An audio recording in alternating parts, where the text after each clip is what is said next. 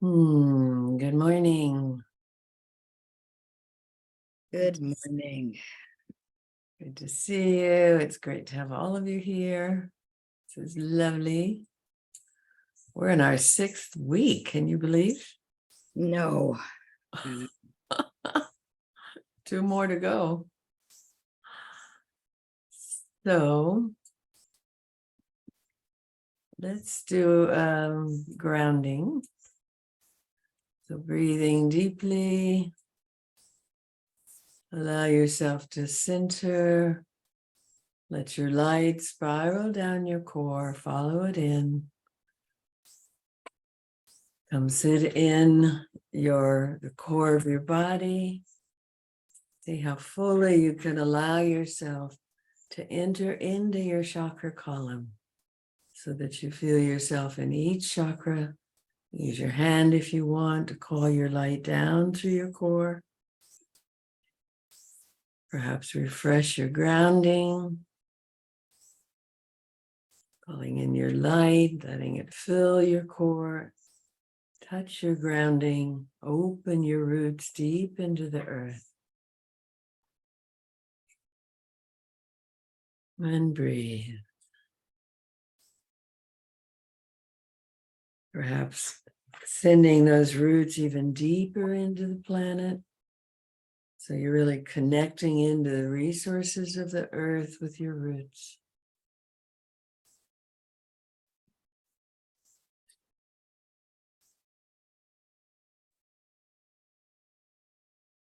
And as deep as your roots are deep, imagine opening your branches into your multidimensional nature. Opening into your being, into the upper chakras, into the higher realms of your being, while being in your core and grounded. So you're expanding up and down, but staying centered in the core.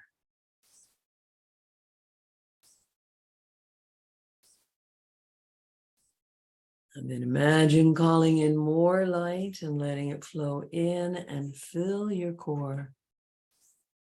Radiate through the body, filling the body with the light of your being, your essence, nature. Breathing in that which is essentially you, breathing out all else.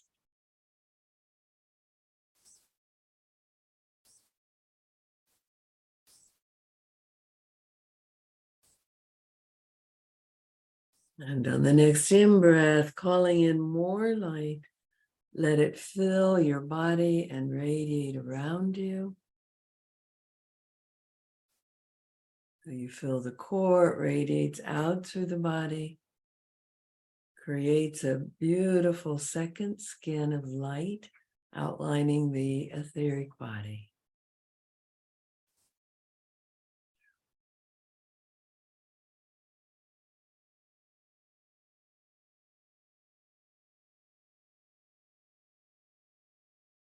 Breathing in more light, yours and light from source.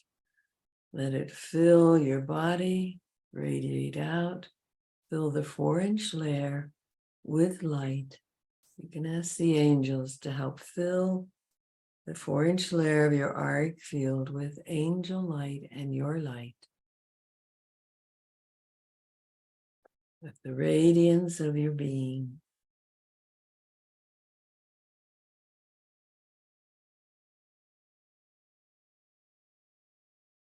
And notice how it feels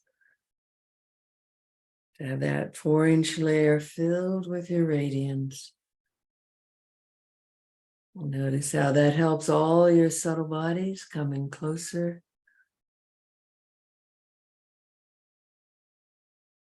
As you expand into the light, coalesce into the core.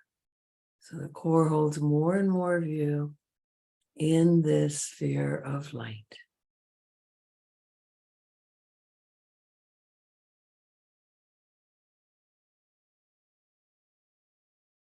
And bless yourself. Bless the radiant, beautiful being that you are. Thank yourself for being here. And if you like being filled with your radiance in this way, add it to your anchor. You're building more and more potency in your anchor. So when you need it, you can fire the anchor, and all these states of consciousness you've added are available to you.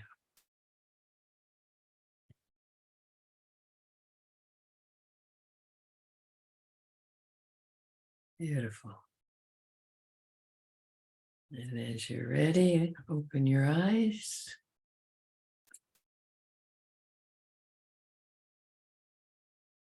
I realize I don't have my clock again.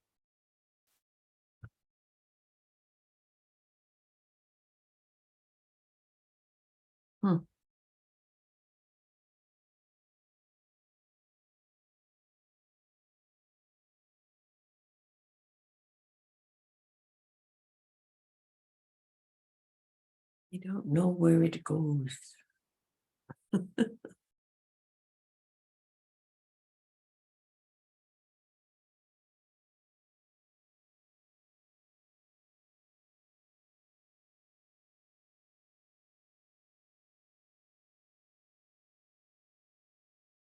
Well,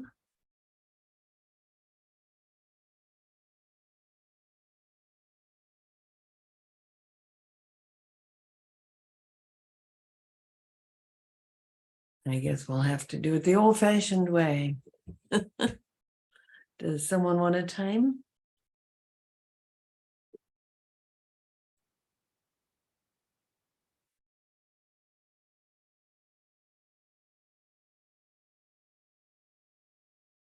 Then I guess I will.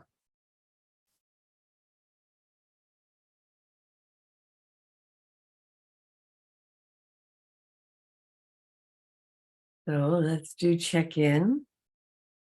What's alive for you, what you're passionate about, wins, challenges, what's happened around your intentions, and who would like to go first?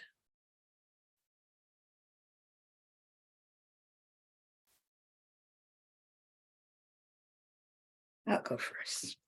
Okay. It's been a good week. I'm connecting with Genevieve to see about helping me. We've got a phone conference coming up. I'm looking at having a new look for myself. I'm also thinking about the fact that I don't know why, but up until now, I've never talked about what I do, promoted what I do, asked people if they're interested in what I do. Now, when I began my journey many, many years ago, a client of mine offered to give me a healing.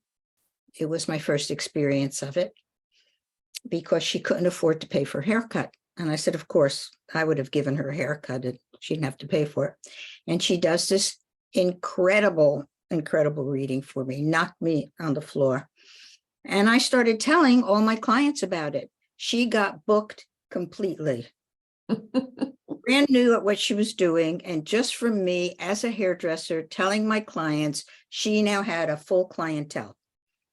And I'm sitting here this week thinking, so why am I not doing that? Why am I not talking to people about it? Why am I not talking to my hairdresser and saying, let me give you a reading. Let me give you some cards, all the people I know. So I feel like this is an awakening for me, this whole mentorship program. This is waking me up. This is having me have a new look, get out there, give out my cards, work with somebody to do a website, which I don't even have. I don't even have a website. So it's very exciting and I'm loving it. And I'm doing a lot of that. And I thank you, all of you, for your support and your help and just helping me wake up. That's what's happening for me. I'm waking up. Beautiful. Thank you. Yay. Looking good too. Thank you. You want some lemon? Absolutely. Mhm. Hmm. Oh, yeah. So good. Thank Hmm. Next. Juliet? Oh gosh, I'm just so happy. um, I don't know, all these shifts are taking place. You know, I went into that period where I was really into that dark, I mean, like those energy of self-hatred, and I walked through it. And my sister is here in town, and her niece, her daughter, and her 6 grandkids, who I know well, and her husband, and they're staying at a cabin because they're going to this Christian thing over here. But yesterday we all went to the Biltmore, and I'm talking about this because I realized I was no longer split in two. I was fully present in the experience. I mean, it was a profound moment when I realized I was fully there, because how I lived my life as a child is I split off. You know, I had to have 2 cells to manage what happened, all the trauma. And I've integrated. I mean, I was there, you know, like I took the kids down. If you don't know, there's a like a waterfall. So I took them down below so they could, and I just took my shoes off and I'm in the water with them. And then one of the little ones wanted to move across a rock, and I just sat down on a rock. It was all wet. I would never have done that. I would have been like, oh, let me get dirty, you know, or I'm split off and I'm not present. And I just was in the moment. And then I've had enormous energy. I mean, I was walking miles and taking the kids' place. I said, who wants to go for a walk? And they're all following me. And these kids are homeschooled, so they're so unique. They don't do any kind of anything on the internet. They are so, we're at the Biltmore, and they're saying, well, what kind of Greek mythology? They're 13 to 2. What kind of Greek mythology statue is that? Let's see. We know the, I mean, it was like, I'm like learning stuff. But what the most important part was, I'm present. I'm here in my body. I'm here. And I am so grateful. I'm choosing to be in my body now. I'm choosing to be on Mother Earth. And I'm choosing to live in a higher octave of love in my heart. Mm-hmm. I'm choosing, where before I was choosing to get out of here. Mm-hmm. Yeah. So I'm just grateful. I'm really grateful. Hey. And I will take sparkles. Mm-hmm. Yay. Mm-hmm. Wow. Thank you. Mm-hmm. Thank you. Mm-hmm. Yay. Next.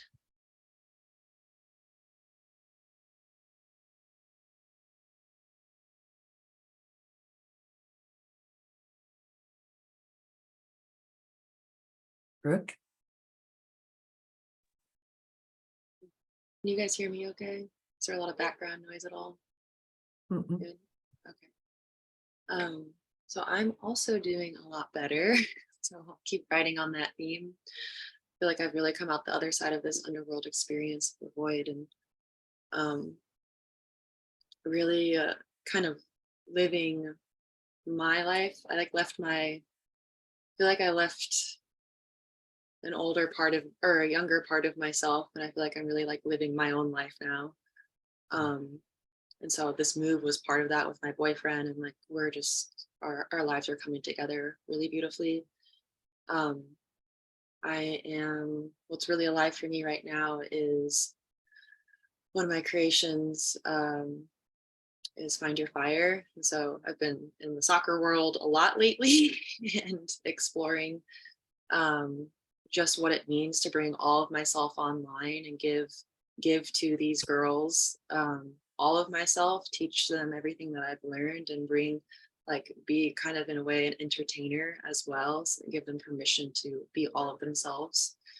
And that's one creation, Find Your Fire, with soccer. And then this other one called Organized Chaos has been kicking my butt. I feel like I'm on a train that has not stopped and I don't see it stopping like anytime soon. So I feel like I'm in this like training ground, almost as if like, how present can I be and show up in the way that life is asking? And then after I'm done with that experience, how quickly can I let go of it and move on to the next thing? Because for instance, I live like an hour and a half away. I'm staying with my parents right now to go to work in town. I might do like 2 or 3 different things. So I'm like shape shifting a lot throughout the day. And then like I'm also building these creations, and they're just, I feel like my channel's opening a lot too and connecting a lot with the present moment. And so I've been feeling overwhelmed at times and having difficulty sleeping, but also just like letting go and leaning in more and asking for help to clear a lot of energy. So that is where I'm at. Great. Yay. You want some sparkles? Yes, please.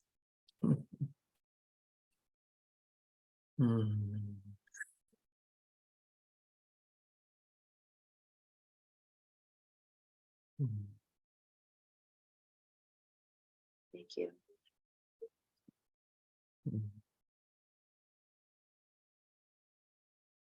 And who's next?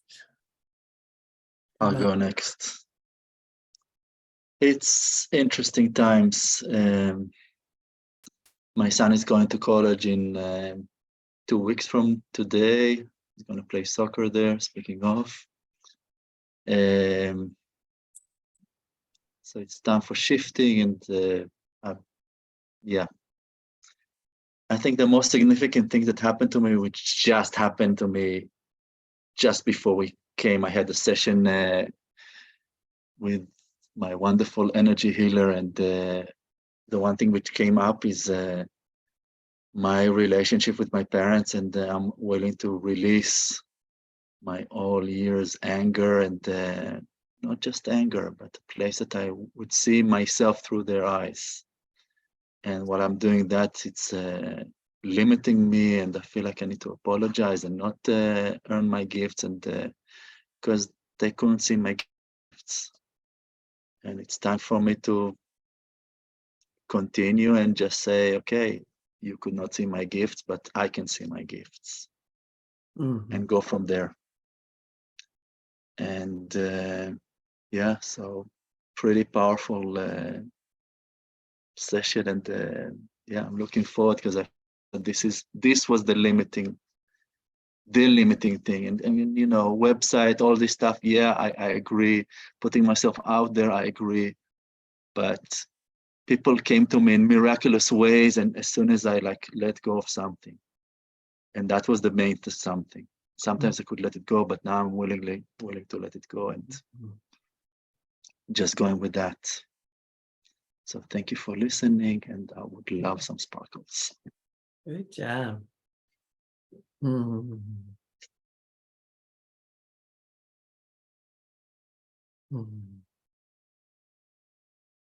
Yeah.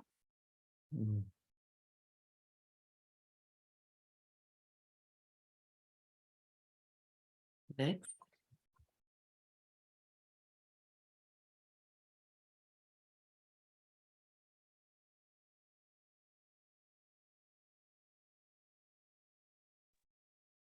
I'll go next. Yeah. So it's really good to hear how Brooke and Juliet are on this wave and high path, or I don't even want to say high or low, because it's not about frequency, but I find myself in a very strange place, and seeing how much of the tools that I have I can apply. Today's August 1st. I'm no longer where I used to practice in Hendersonville because a lot of things happened. And so leases were terminated. And things seem to be like topsy-turvy in terms of my family and stuff. And then my own personal relationship with a person that I've been with for 23 years now, 22, 23, seems to be placed into question. And I'm just sensing a release within myself of just letting go and appreciating the fact that all of this is coming down like a rainstorm. And knowing that at some point the sun will shine. So taking stock into the darkness or the whatever this is, that's really feeling very turbulent for me.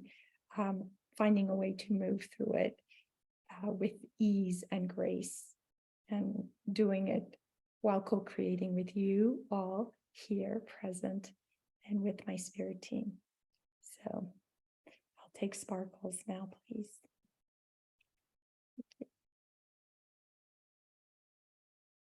Mhm.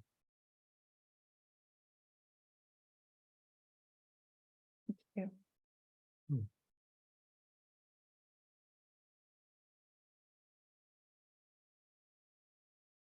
Thank you. It's good listening to everyone helping me ground. I was up until 5 o'clock this morning, working on a chapter that's been very hard to write. It's my book, I Will Go Gently, and uncovering the mysteries of how to die naturally, peacefully, and in good health. And I had been stalling out on writing the actual chapter just towards the end of the book of when my dad died. So I finally just said, okay, you got to do it. So I stayed at the computer till 5 this morning. Mhm. And then I got a call then I tried to get a little sleep, and I got a call from somebody right before 7 who's like, what are you doing in bed? And I'm like, I just went to bed. But I got clear when you're talking about marketing last time that I really like writing. And it was freeing because I realized, I've always felt like I couldn't do the social media, and I thought I could do the social media. I just don't want to do social media that way. I love my writing, and so that was really nice to focus on that. And a lot of synchronous things came together. I had dinner last night with a good friend who knew my dad, and we were talking about dying. She just moved into a senior place, and it was just nice talking to her about that whole process of trying to be confident that neither one of us will end up in nursing homes and stuff. And so anyway, so I'm kind of just getting here, and I'll take some sparkles.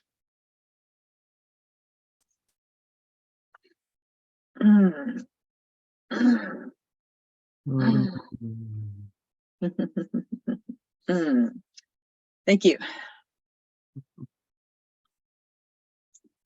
Yay. I'm glad you got the writing done. Not much sleep, but all right. So I have had amazing healing this week. So I was really getting concerned about these skin issues, eruption after eruption. So I went to the EES system on Thursday. And do you all know what the EES is? No. It's enhanced energy systems, and it's these centers are popping up all over the world where they have monitors that create scalar waves and biophotonics, and the scalar waves create a 0-point field. So we're always in a field of positive and negative electrical energies, electromagnetic, and EMFs. And the scalar waves make a 0-point field. So we're not dealing with anything from outside. and it lets the body heal. So all kinds of healing happens. It's adaptogenic, so whatever people need, it brings them towards center. So I was better after 2.5 hours. So the next night I spent the entire night, 11 hours in that field. And it really helped to clear the condition out of my body. And then I had an acupuncture appointment on Saturday morning and a phenomenal massage on Sunday. And I feel like I'm back in my center. I realize I had exactly a year ago this coming weekend, I was part of a medicine journey that was very, very poorly led, and became almost like a social circle, not a real journey. And it left me in chaos. And that next week I did a deep underworld journey, and I've been continuing to do those this year. So it's been good in that way. But in this massage, it was like I finally got back in my core. And I don't think I've been there for this last year. I'm amazed what I can do when I'm not at my core. But it was like, oh yeah, now I know where I live. So this whole thing has been an amazing journey home to myself. I feel much better. I hardly itch anywhere. And I found a treatment that I can use in the bath that I think is taking care of the condition. So yay! And I'll take sparkles. Yum,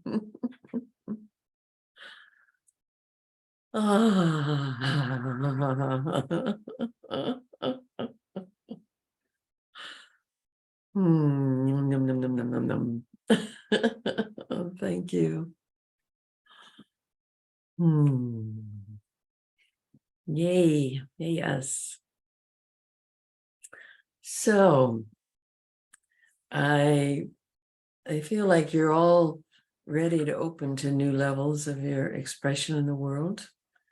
And I'm loving watching you open more to yourselves and more of your path, and allowing these deep journeys to result in having more of you. So there are many ways to free your energy up to do this, do your work in the world. And one I want to mention is to finish incompletes, because whatever is incomplete holds a little bit of our energy. So you have a conversation, you never said what you wished you'd said, it keeps running in your mind. Go have the conversation in your head, saying everything you need to say to the person's soul or their higher self, so you get listened to. You can go into any history, anything in your childhood or your past that didn't come out the way you wanted it to, and make it come out different. You can rewrite history. That shifts its effect on you. So to just go into any of those scenes and let yourself be heard, let yourself speak up, and create a way that it gets, whatever was there that's unresolved, gets resolved. And you'll think, well, it's only in my mind. Well, your mind is God's mind. And it really shifts the effects things have on you when you make them come out different. So the past, the more you change history, the more the past loses its hold on you. We've already done some work with soul retrievals. That's another way to get you out of the past and the past back there, so it's not living through you. Today, I want to work with a piece that came up as really valuable in the poll that we did. And it's about working with saboteurs and working with the shadow. The parts of us that might resist or block forward motion. So I want to talk a moment about the nature of dissociation. I studied a lot with survivors who did their own conferences, because I learned more with the survivors doing the conferences, especially survivors of ritual abuse, than I often did in professional conferences. And one of the speakers said, you have to realize we're all a multiple of at least 3. So multiple personalities, you have a lot of separate alters that may or may not know each other. So it's not quite the same, because these parts may know each other, but we all have at least 3 subpersonalities: the natural innocent child, and inevitably we get wounded. It's the earth plane. And then we have our adapted child. So the adapted child is able to show up as if we hadn't been wounded. I think dissociation really shows us the brilliance that is built into us as children. So shocking things can happen, horrible things can happen, and somehow the imaginal cells within us get activated to create a way to cope, to protect the essence nature. Maureen St. Germain has a beautiful book that says, while we're still young enough to be magical, we're still in touch with spirit, we create these personal entities that are positive parts of us to correct, to protect the core self. And that's the whole point of dissociation, is to protect the essence so that part of us is saved, isn't there for the wounding. Part of us leaves, goes to the upper world, gets lost in time, goes to the underworld. But the part that is being protected is the essence nature that needs to be able to evolve and be in touch with our God self. And guess who that is? That's us. So the dissociation really dissociated what became our spiritual self. We're the ones that left because we had to be protected. And then the parts that are the wounded kids, they're the ones who had to stay and take it. So they rescued us. Then as adults, we go back and rescue them, once we've developed the tools to be able to do that. That's why I love the soul retrieval, because it goes back and rescues the part that couldn't get out of the situation and got caught in time. So parts may be stuck in the past. They may be lost inside of us. I've had some that have been in the underworld that I brought back. And I've had some in the upper world. The upper world ones, they come in full of light. They just hold your light essence nature. They're delightful to bring back. But today we want to work with the parts that have gotten lost in the shadow world. And I have, over my lifetime, I have become very respectful of shadow work. We'll always have a shadow. It's not about getting rid of the shadow, not about getting rid of anything, but getting to know the shadow so that less of what we've repressed is holding us hostage in that repression. What gets identified, gets seen, can, just by identifying, just by seeing it, a lot of the energy it holds gets released. So many of you have done parts work, coming to understand your various parts and working to create an inner environment of safety and collaboration. You bring your parts to now, you help them get safe, and you help them understand there's an adult on duty that they can now work with. Because in these little personal entities, it's kind of like everybody has their job and they're just doing their job. Trying to help. Every part is in some way trying to help, even if they're sabotaging. They're doing it for a reason that made sense back then. Everything that we do is an attempt to meet a positive universal need. So if you find out what need is trying to get met, you can work on a different strategy. Because the coping strategies, they got you through childhood, but they basically were developed by a child with no guidance. And now we bring guidance. So Alan Hardman is this wonderful shaman who studied a lot in Peru and various forms of shamanism. And what he brings to this is that once a child gets wounded, the psyche creates a protector self. And that the wounded child is often our inner feminine, regardless of the gender of the body, and the protector is often the inner masculine. So whenever something comes up, the wounded one gets scared, the protector self goes into action to keep this vulnerable child from being wounded anymore. But they don't look around to see if there's really any problem. So the little one gets scared, this part acts, shuts you down, closes things,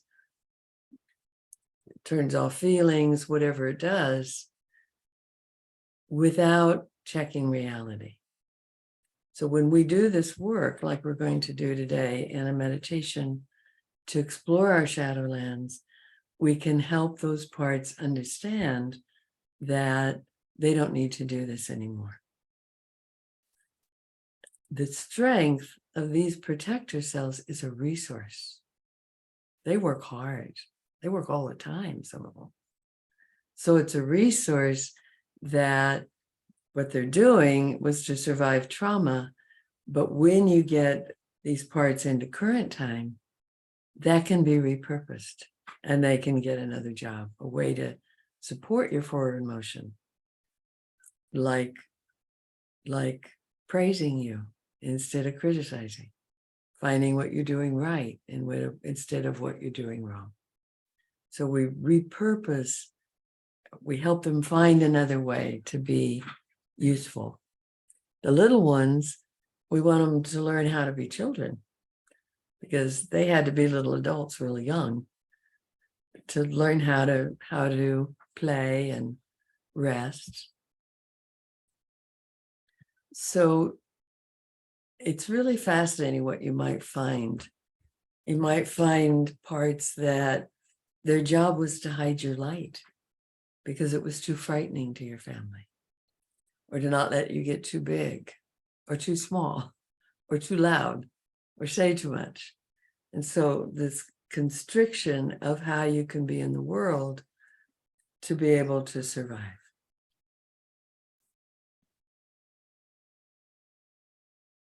Trying to find that zone where you're not going to get hurt so much. I think what people tend to do is they see it as themselves. I'm sabotaging myself, or I don't know why I'm blocking myself, or why are my kids blocking me? And I think when we put it in this framework of personal entities, it takes all the shame and blame out of it. So they're innocent little ones doing a job they had to invent. And you want to come to them with a lot of love and a lot of gratitude. I want to help them know they succeeded. Their whole purpose was to protect the essence self. You did it. Congratulations. I'm here. It worked. And then a graduation or a gold watch or a purple ribbon, something that signifies your job is done successfully. So rather than trying to stop some part from the shadow from doing what it does, you help them graduate. Does that make sense? You help them realize that worked. Good. Yay, good job. So some of these parts can get pretty deeply buried. what we want to do is meet them with love and acceptance, the needs that they didn't have, didn't get met. But sometimes they get really buried. So that was necessary because you had to, for me, even if I got raped last night, I had to show up at the breakfast table with a smile. Because I would get hurt again if I wasn't smiling. And so you want to meet them with love, but not that I'm trying to change you. I'm accepting you. So I had an inconsolable part that no matter what I did, I couldn't reach this part. So I just, for about a week, went in and sat down with her. I haven't told you this story, have I? Oh, good. I just went in and sat down with her and just said, I'm here. And I didn't take my light. And I didn't say anything, but I'm here. And every time I wasn't working, I'd go sit with her in the underworld for about a week. At the end of the week, Jesus came in and sat with us. I guess she grew up with Jesus. And he didn't bring his light. We just sat there for 2 weeks. We sat and sat and sat. And finally, the frozen one started melting. And she started being able to feel the love once she was completely accepted. So we're going to do a meditation with the Shadowlands to find those who needed to hide even from you, to see them, not to get rid of them, but to get to know them, to get familiar and bring them into the fold of your love. So any questions, comments before we go there?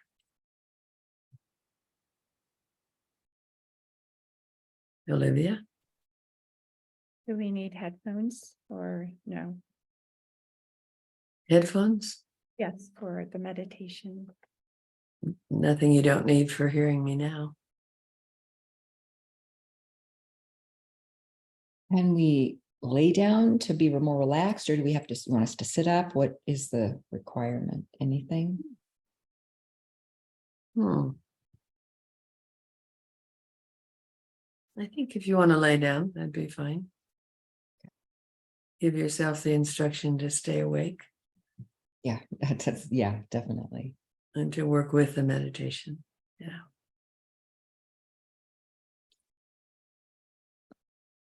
You ready? Okay. So, breathing and grounding.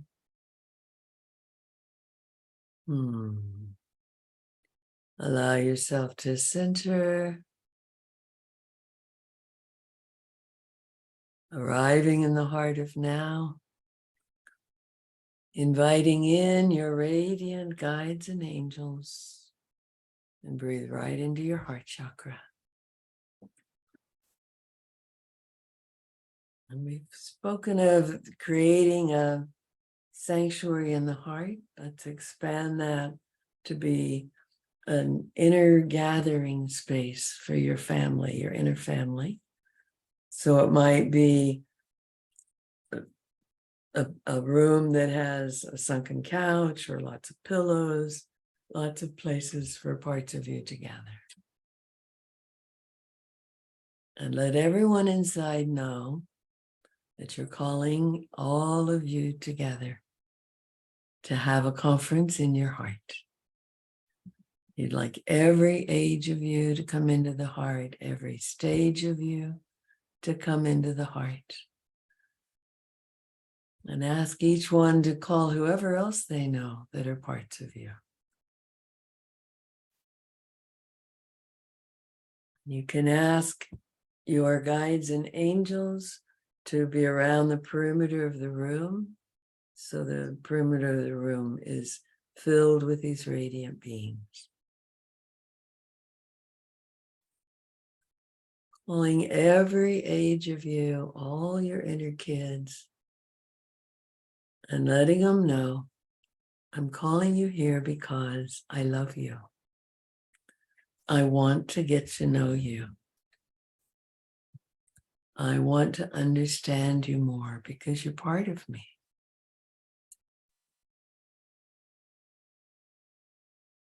And I want to love you and help you get your needs met.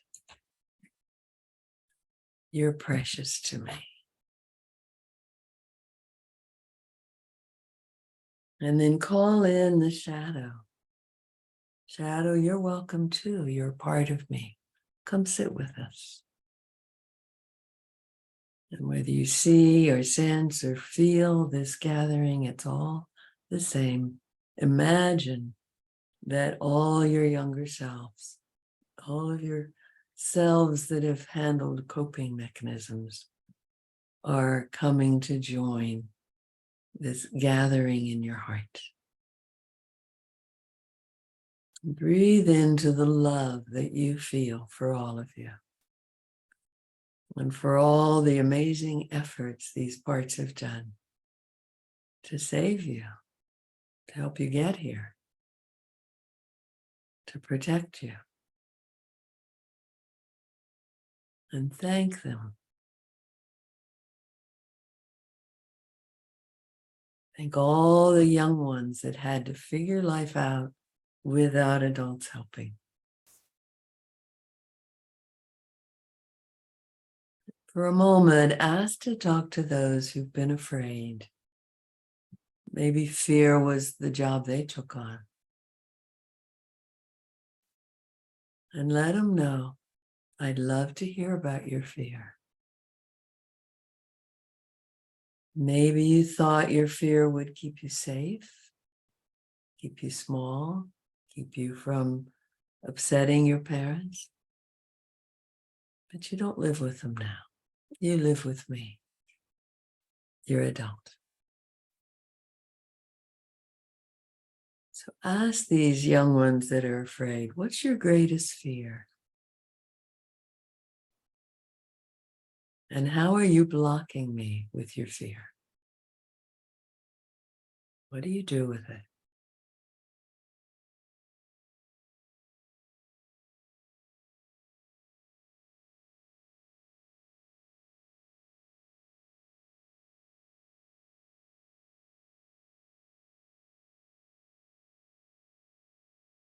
And ask these ones that are afraid, what do you need?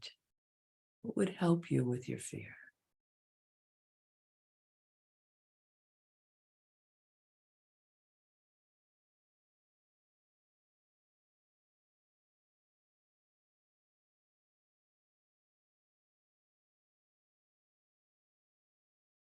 And let them know you're important to me.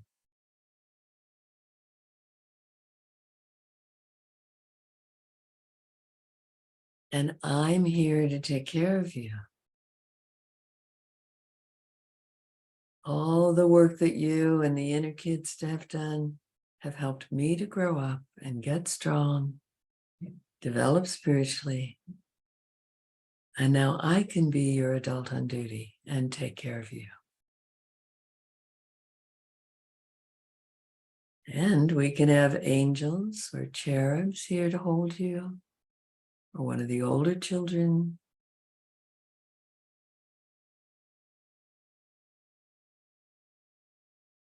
If you know you're being taken care of, can you let go of blocking me with your fear?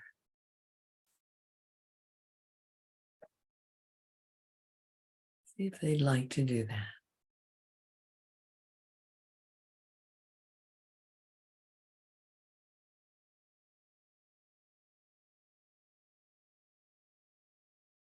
And if you'd like, you could ask the angels to make a big rocking seat for Divine Mother and let these young ones come to her lap. She has a big lap.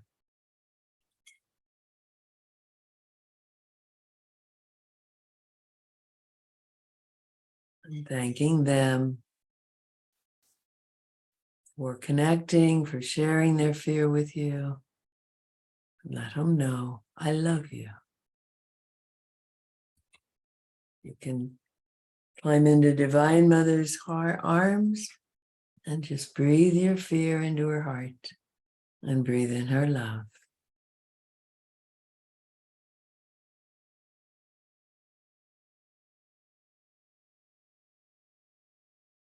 Then looking back at the others here in your heart, ask to talk to the procrastinators, the parts that find all kinds of ways to do everything but the next steps, who are able to distract you or avoid going forward, avoid being too much.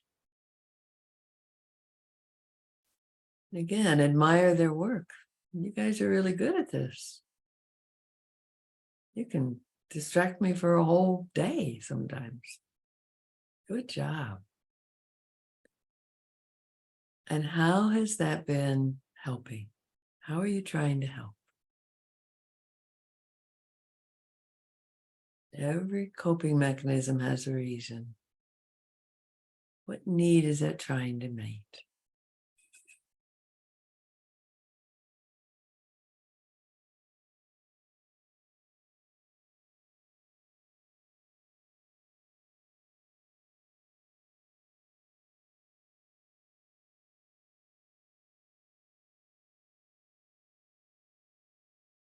And ask, what need do they have? What would help them give up this old way of coping, procrastinating?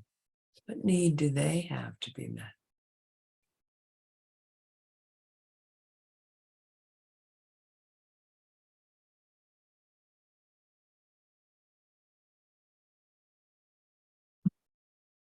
And can that need be met in this circle with the guides and angels?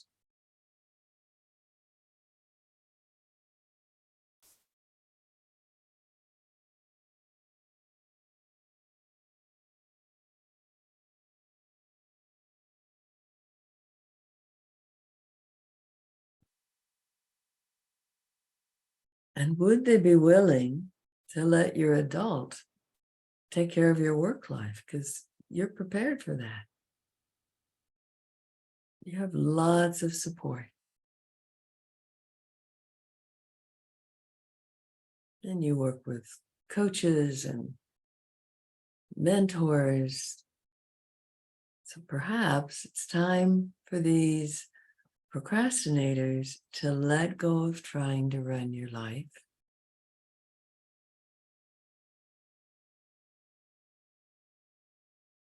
and to turn over the reins of control to your higher self or your adult and let them know, I got this. I got this.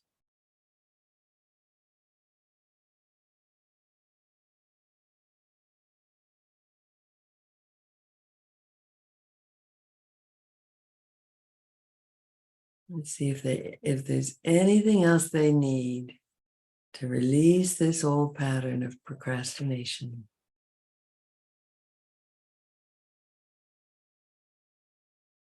And maybe they can symbolically give it to Divine Mother or the angels.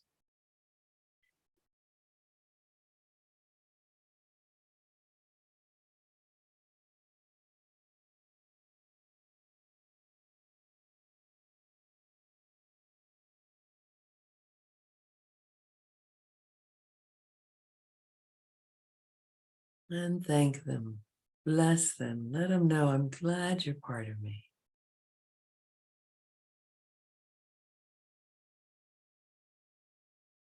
I'd love for you to rest. If they need a different job, give them one that is maybe the opposite of looking for what encourages you to grow.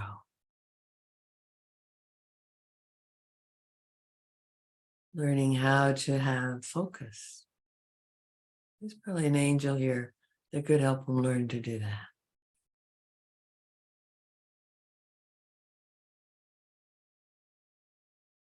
Then take a breath.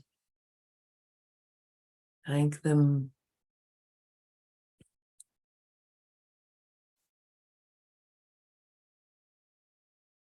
Release them to these wondrous beings with you to get their needs met, to be held.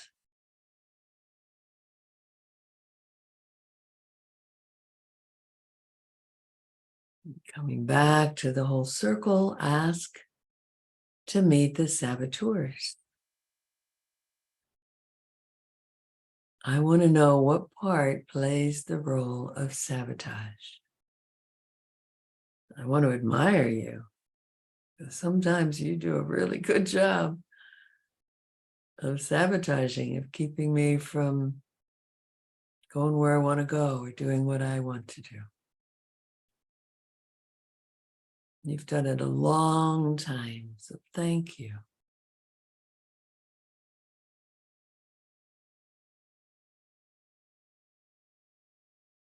And how have you tried to help me with the sabotage? What's the purpose?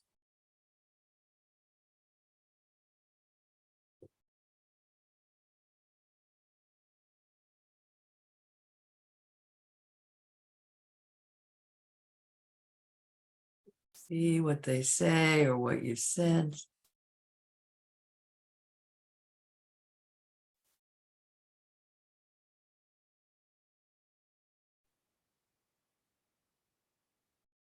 How has this sabotage behavior protected you? How did it when you were a child?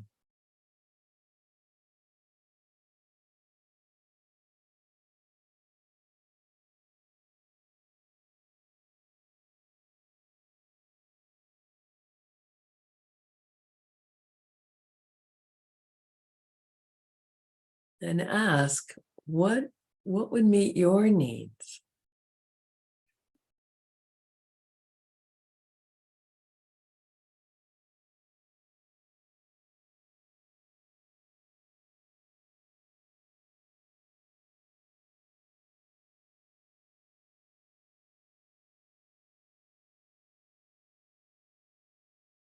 And is there another way you might serve in this personality if you got your needs met? Because you're a good worker. See if they would like a different job.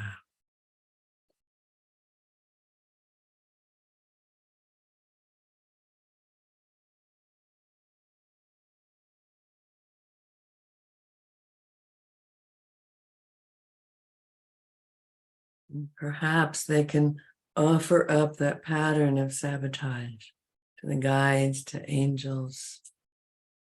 See if together we can, your guides, your angels, Divine Mother can help these saboteurs choose to move in the same direction as your adult to make your life work.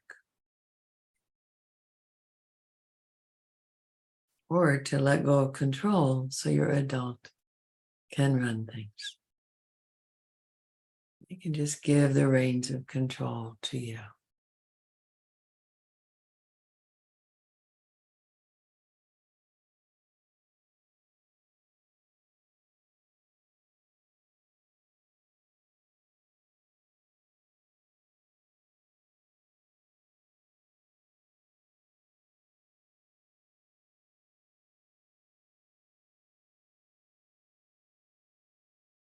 And then ask these saboteurs, now you're becoming a part of the inner family. You get to be a part of all of us, and I love you. Can you let in the love? Can you let in belonging and let go of the sabotage?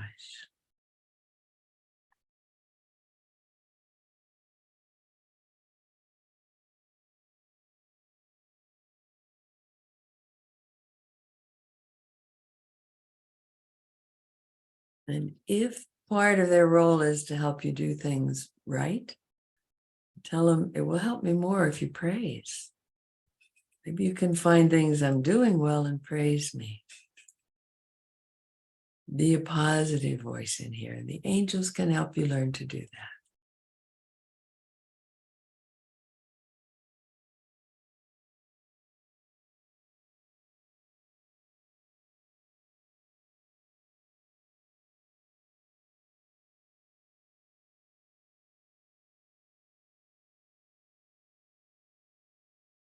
Take a breath. Thank these ones for talking with you. And see if there's anything else needed by anyone in this gathering. Please speak up. Let me know.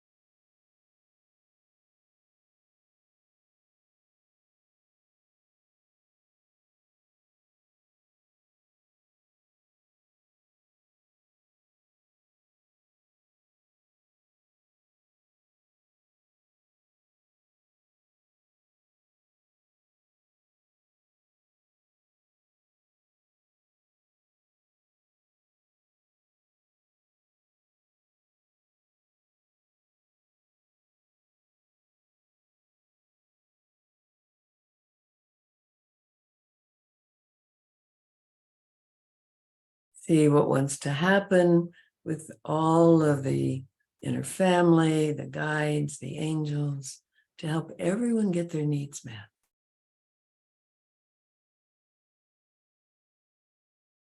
Let each one know you matter to me. You're precious to me. Come into this inner family you belong. Inviting the angels and guides to bring all of you into current time. All of you into current time. August 1st, 2023, into now. So the connection among all these parts can be energized by all of you connecting with each other.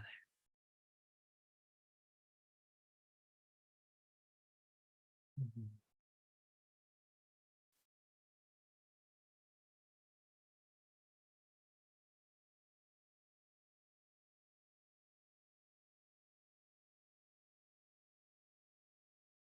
Take a few moments and thank and bless your inner world and just admire what a beautiful inner family you have. Parts of you that have worked hard your whole life to help you.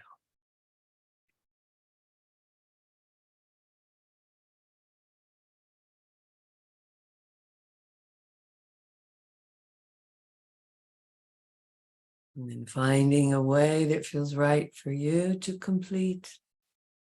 If you want to do a little journaling, do. Finding a way to close this inner process.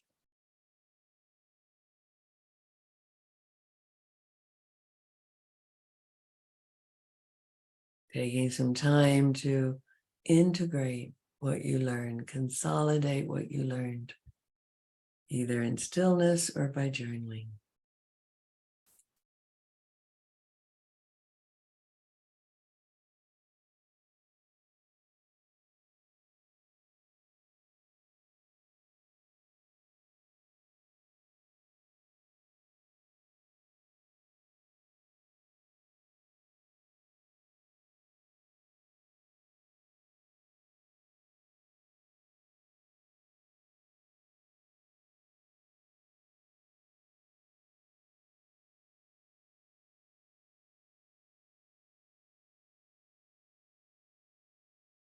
It's inviting Divine Mother to embrace all who want it.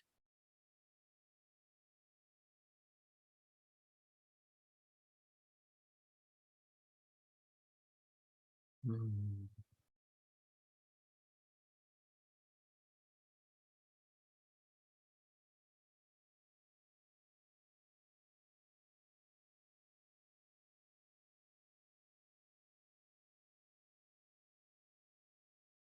I think we'll go into our break, give you some time for integration, get some water, drink water, take care of yourself. We'll come back and share after the break. Okay, so we'll come back at 5 till the hour.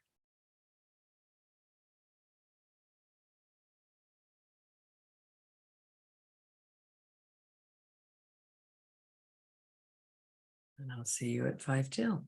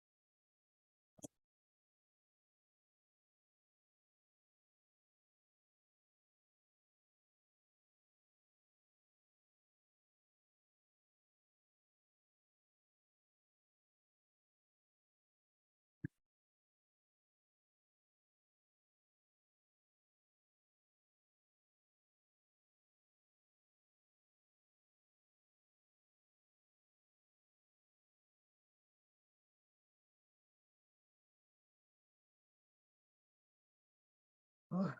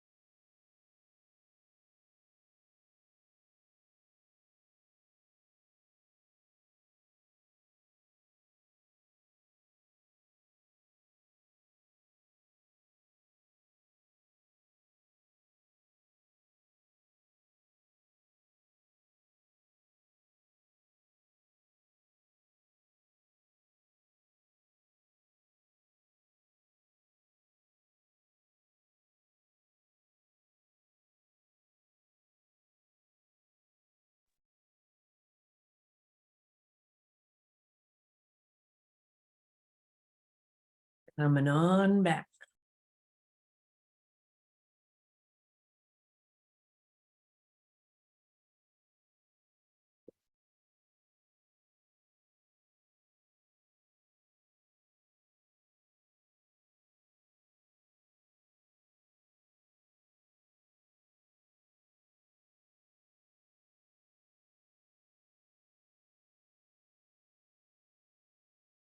Hello.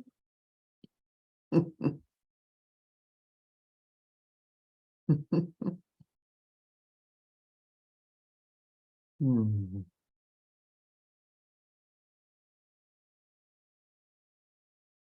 Dano, are you coming?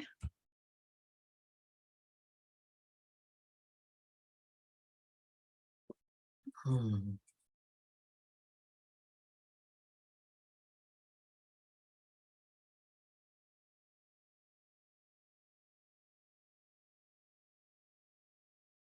So, there we I'm are. here. Mhm. Hey, welcome back. So, I think I'll call in the Council of 12, and then we can share what you experienced with their support. Does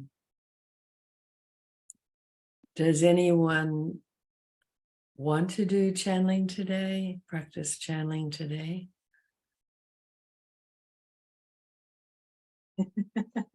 Well, I can't not do it, so. We know you're channeling when you're laughing. Yeah. Uh-huh. Okay.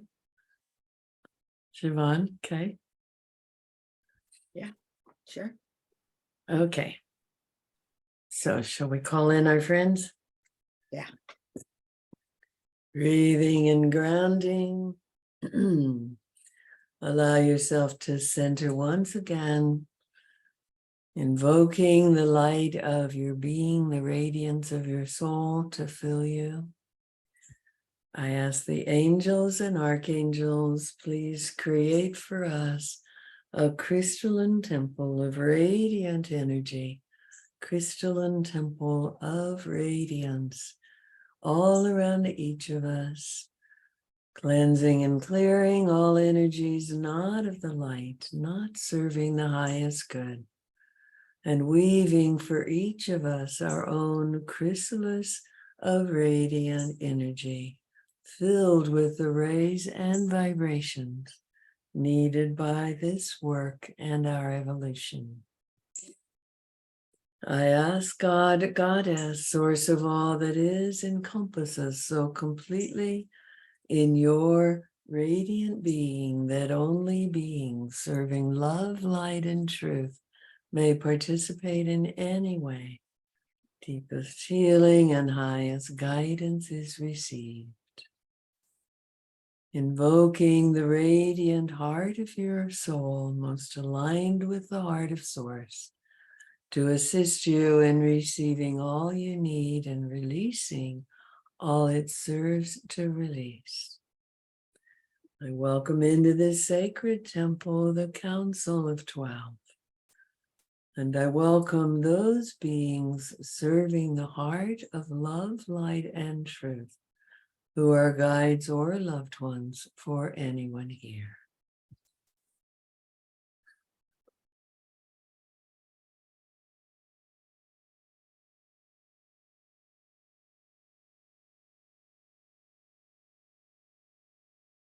Greetings, dear ones. We greet you, we bless you. We're honored to be with you. It was a joy to witness you in your exploration of the Shadowlands. And we know that that was very inner and private. There may be some pieces you want to share, some that you don't, that's fine. And it seems like there would be a lot to learn by sharing what each of you found in that inner world journey. The shadow shows up in so many ways and often wants to perceive itself as invisible. And yet, when you actually give it your attention, we feel an internal sense of, oh, finally. It's not that it wants to hide secrets from you, it's that it needed to. These coping systems needed to become invisible so that you could act normal, show up the way people wanted you to around them. So now that they're becoming more visible, just keep getting more and more curious. What else is in there that I'm yet to know? Because it's all resources. You see, all of these parts of you that operate the coping mechanisms, in a sense, that's a little bit of your life force that's caught up in each one. And so as you free them, help them realize, good job, don't need it anymore. That aspect of your life force is available for the rest of your life.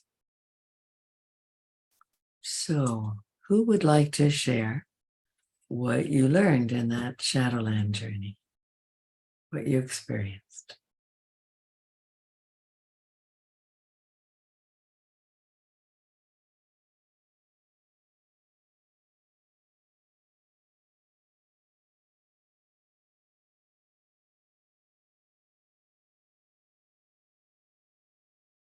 Marie?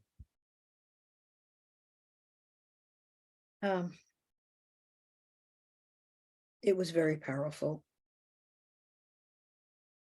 One of the surprising things for me was how many pieces of myself there was sitting around the room with me.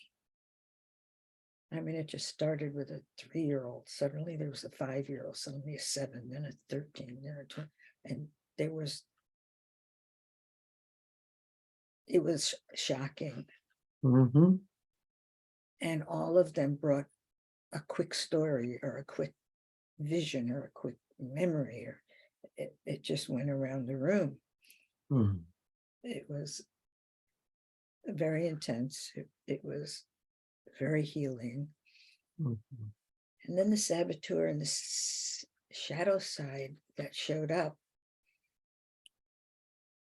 Well, the shadow side, or I don't know which one it was so proud of itself. It was very proud that it has taken such good care of all of us. Mm-hmm. Look what I've managed, and look what I've done, Mm-hmm. and look how well I've done. Look how well you're doing. Mm-hmm. And that's from me. Mm-hmm. That's, and I found that quite amazing myself, So we had a long chat. Uh-huh. The whole thing was very powerful, is all I can say. Mm. And there were so many parts of me I had not even recognized or thought about or understood that they Mm-hmm. were there. So thank you. Mm-hmm. This was something that will stay with me. And in the end, it was so easy I felt that they were all sitting in, you said, create a heart place. And they were all sitting in this beautiful heart chamber, and they all just sort of came together, and I was able to just gather them all in. Mm-hmm. It was extraordinary, Mm-hmm. extraordinary. Mm-hmm. I can't thank you enough. Mm-hmm. Yeah, there was a lot of tears, but it was all good. Uh-huh. Yeah. Beautiful, beautiful. One doesn't know what you don't know. Yeah. You see. And then to reclaim these parts from the can't be known aspect for your adult, it enriches your life, opens a lot more view to yourself. Yeah. And you'll start seeing behaviors fall away that just aren't needed anymore. Beautiful. When I asked the saboteur, I said, we need to find a new job for you. What would you like to do? He says, can I just have your back? Can I just be there to have your back and support you and cheer you on? I said, absolutely. That sounds great. for all everybody in the room. I said, I want you to have everybody's back. I want Yeah. you to support everybody. Yeah. Good job. Beautiful. They're good workers. Yeah. Yeah. So it's really shifting that in the direction you want it to go. And very often the best job is just the opposite of what they were doing. Yeah. Yeah. That was. Thank you. Mm. So welcome.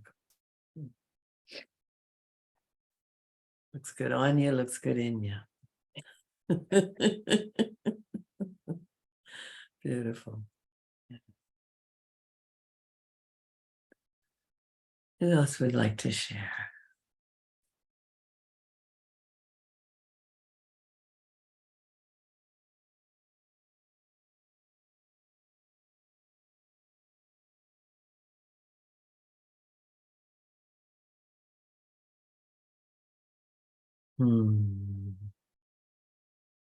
Yvonne?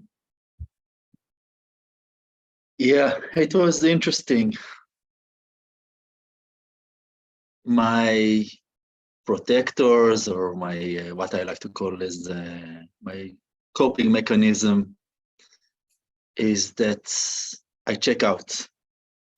I would fall asleep or don't remember. It was interesting because I asked for the, coming inside to be here and be present, that I could feel myself present. But I could not remember what was happening the second before.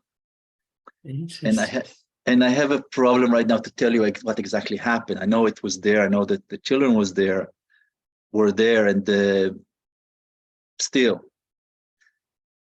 But the most profound place was to work with the saboteurs, coping, whatever you call it. Because I felt that shift, and I felt that connection, and I felt that place that was willing to really change. And I asked from them to take care of my boundaries.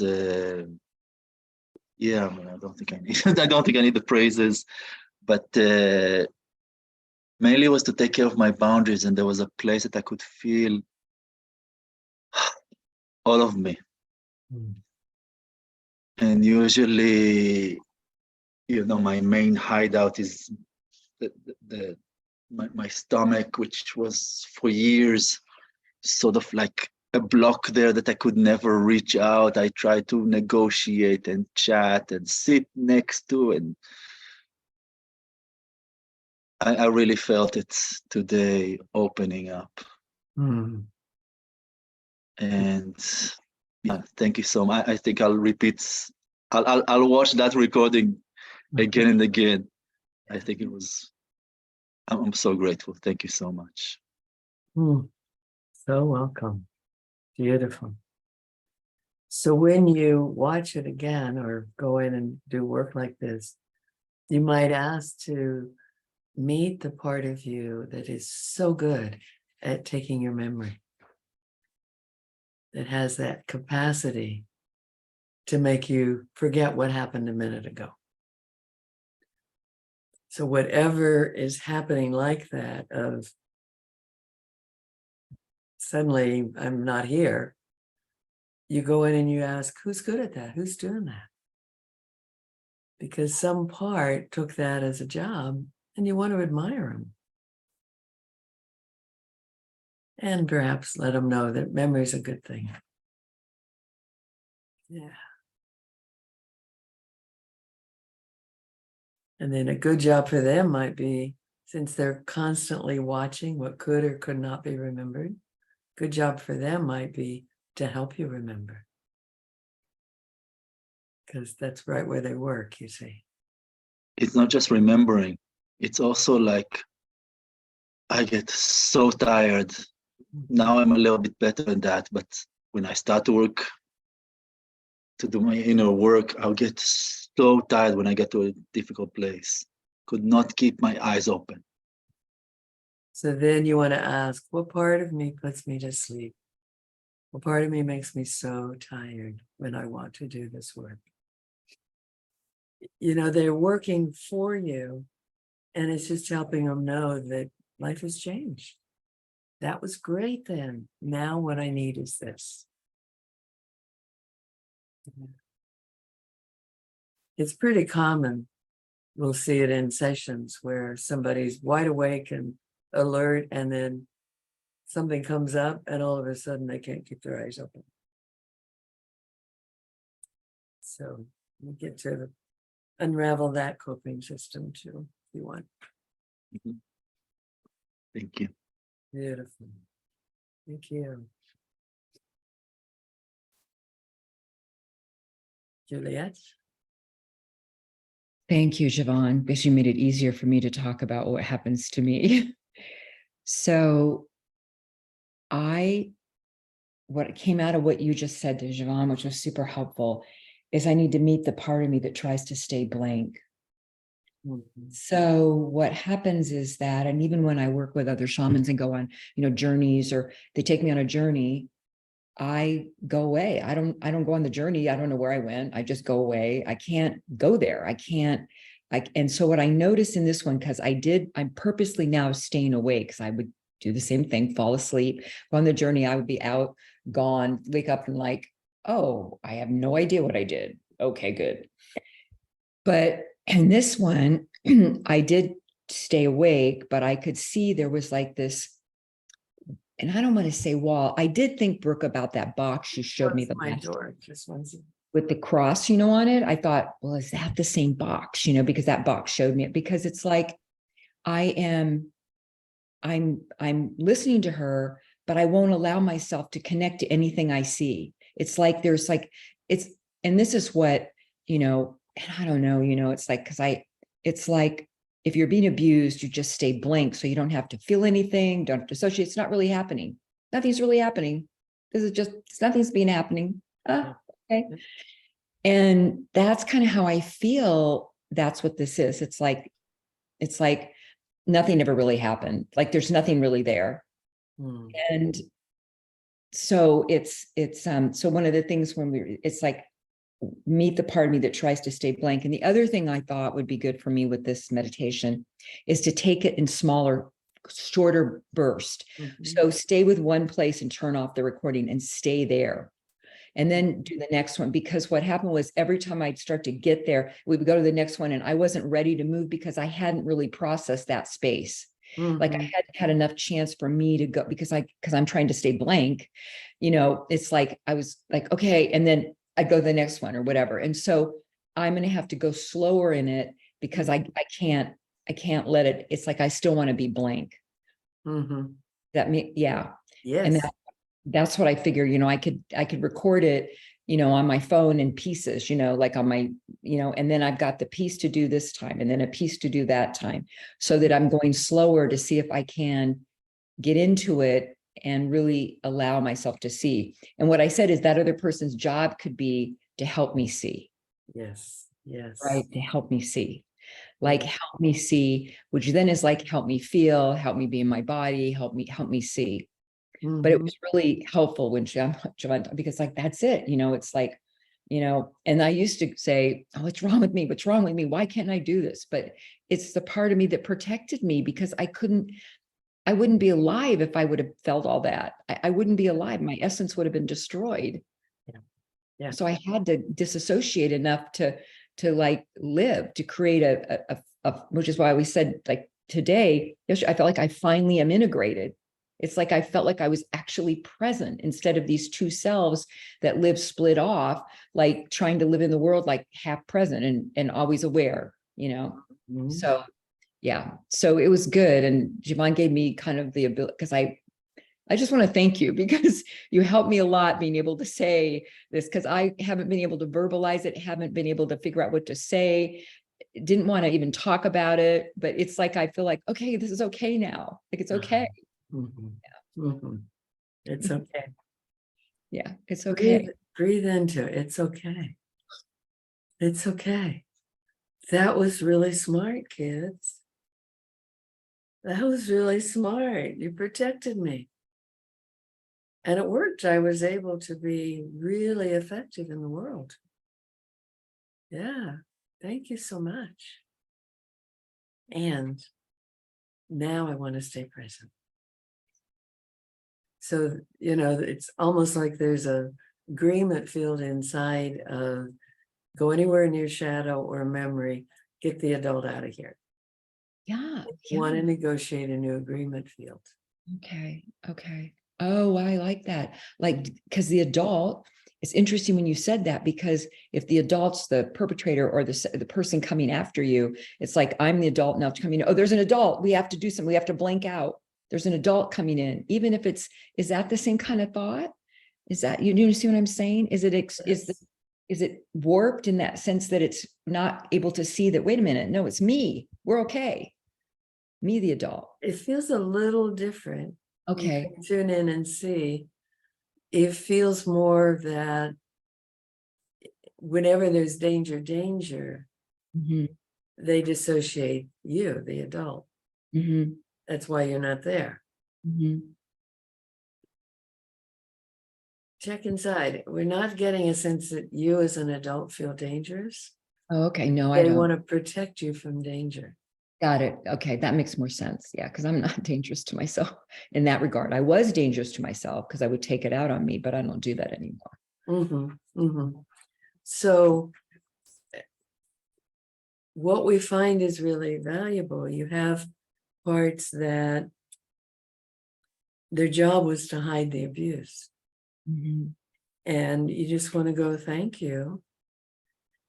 I didn't want to know when I was growing up. It was really important. I didn't know until I got to this level of my spiritual growth. Mhm. Now I'm prepared. Now I want to know. And I've got a lot of support. It's time for me to know what each of you went through. Got it. Okay. I want a shared reality with you. Mhm. Mhm. So this is the adult function, really, to help the young ones realize that we're safe now. Right. Okay. So for each of you, as you work with this inner world, that you exercise that adult function of it's 2023. I don't live with those people. I can know what happened to me. It's safe. It's safe for me to have access to all of my inner world. Because in a way, they've shut off parts of your inner world to you. They have. Yeah. And it's like part of, you might say part of your real estate is unavailable. And so you're opening to that the whole realm of yourself, to all of you. Yeah. But you keep them informed, because no adult has come along and said it's safe for her to know. You Right. see? So No. you get to be that one. And if you're inside and working with Divine Mother, ask her to let them know it's safe for you to stay and it's safe to know. Okay. Great. Good. Thank you. Thank you. Does that feel complete? Mhm. Yeah, I'm good. Thank you. Anyone else want to share?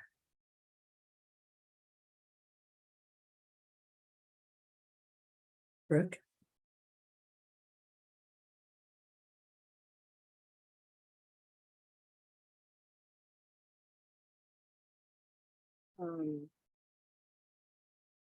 I feel really emotional right now.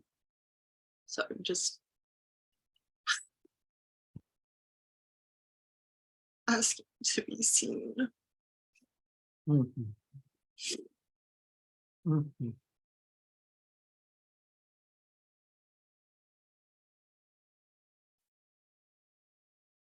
Mhm.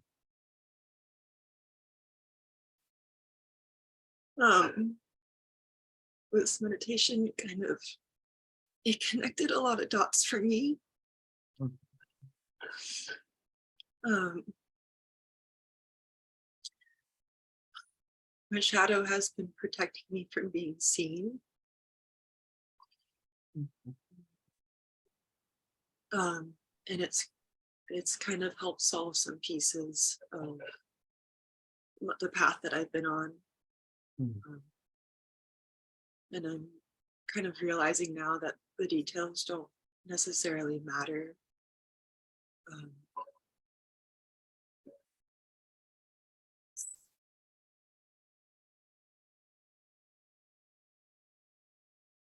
But I essentially kind of rejected myself when I was younger.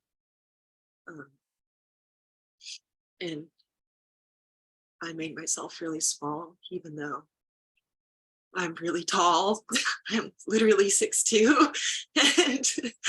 And I shut down my connection to life and to be seen by life because it was overwhelming and it scared me and it made me feel like an outsider.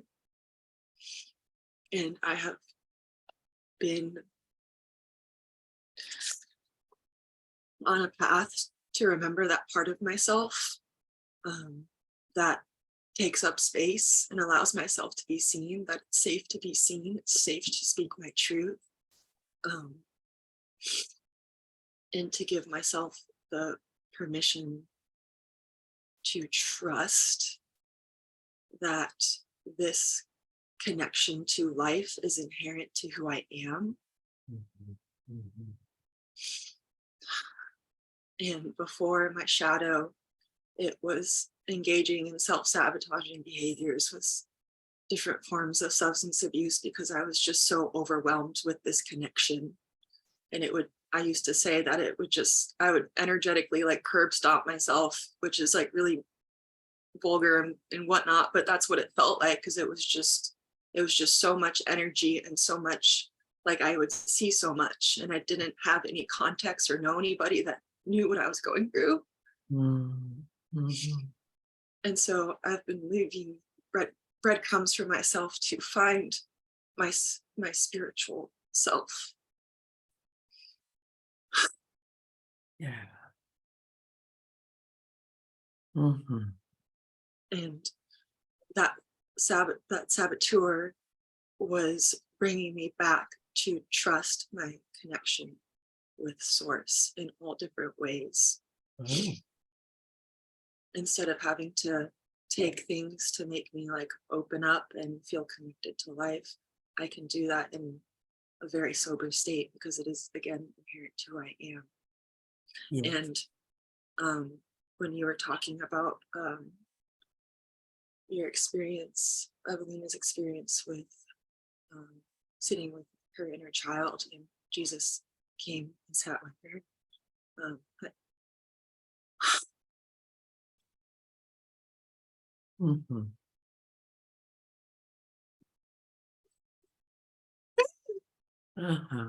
Breathe into it. Let this wave have its way with you. Yeah. Yeah.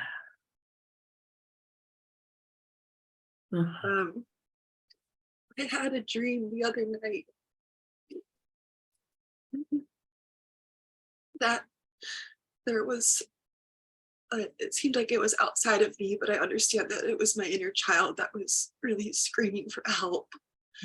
And I was witnessing this part of myself and it was covered in the shadow and it felt like this scary thing was coming to get me. And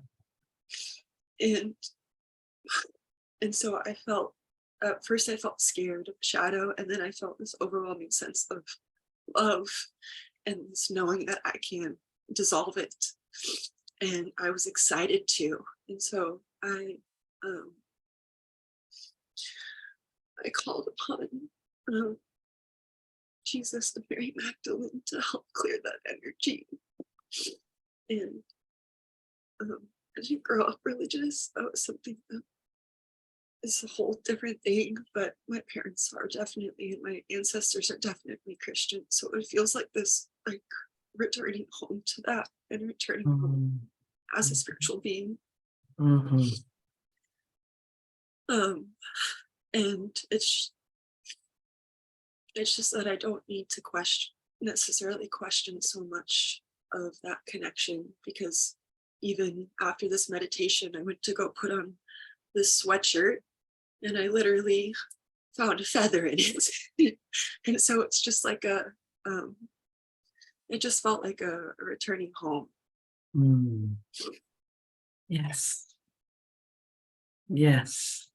A big returning home, and stepping into my spiritual path and really being able to show up and serve, knowing that it is me, as well as all of these different beings that are working through me, with me. So, and it's safe to be seen. Safe to be seen. And it's safe to be seen and to finally to actually play. Like there was so much in my inner child that was ready to play with this. So,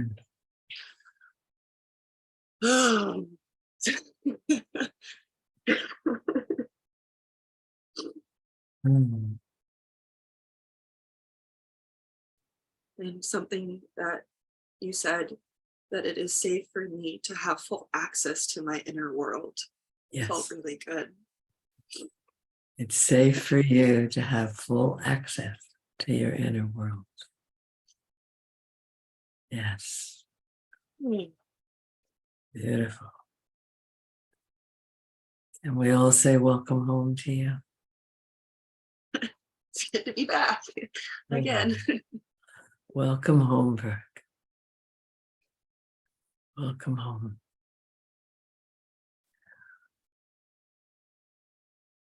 Yeah. You've come home to who you really are, and who you really are is in communities of love. On this side of the veil, on your side of the veil, communities of love.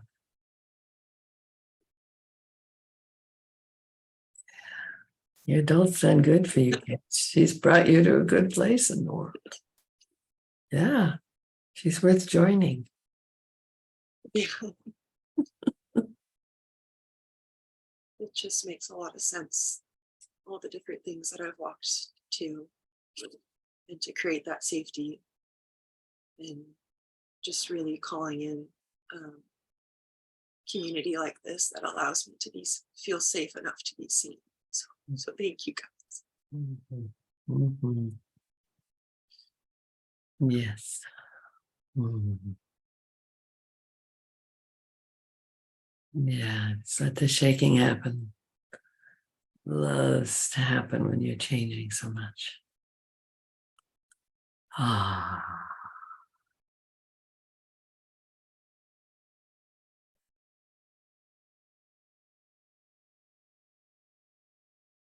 Breathing fully and deeply, all of us.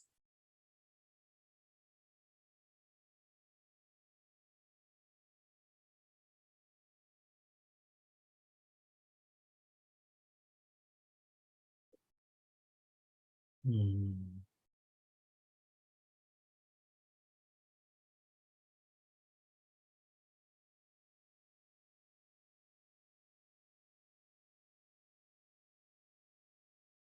Thank you.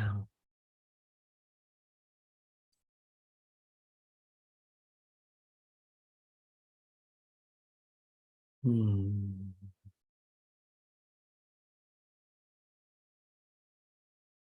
Curious if anyone else would, if you're open to it, Brooke. Feels like there might be some wisdom wanting to come through someone here for you. You open to that? So tune in. See if you're meant to be the voice for some wisdom for Brooke, for anyone who's here.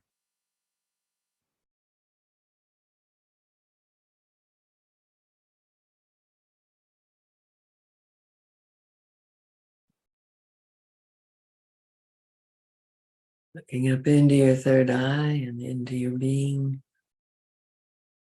Does something want to channel through you? If not, that's okay. They're gone.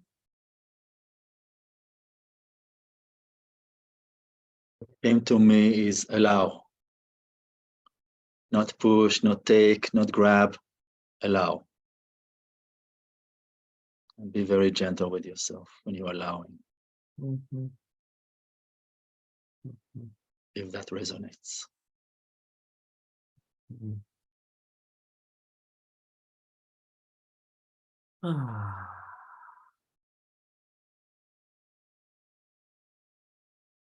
Yeah.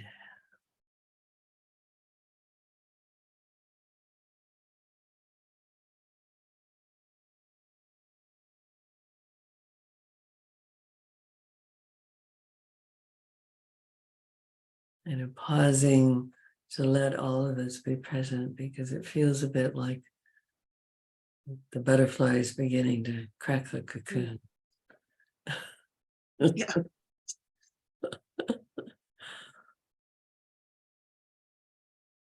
Eventually, all that strength consolidates into the butterfly as the rest dissolves away, giving it enough strength to know it has wings.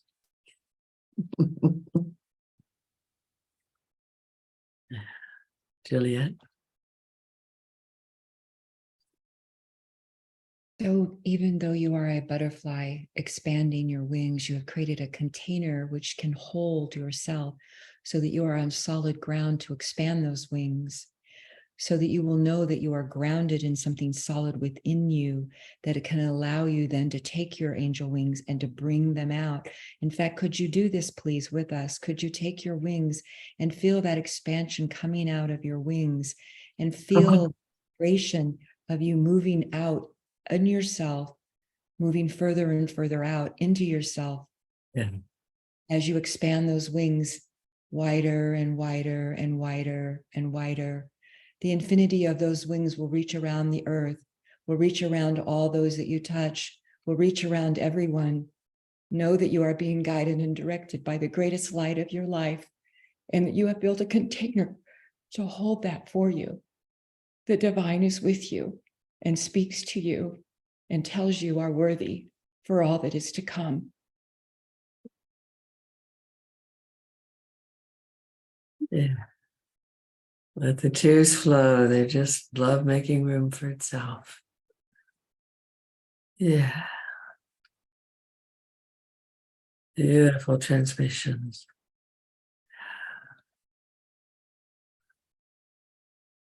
Oh.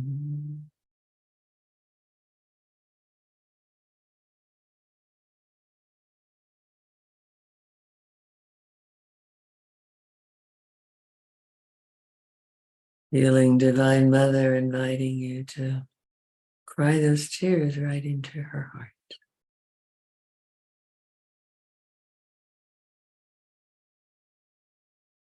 As she aligns with that strength in you as you come home. Yeah. Ooh.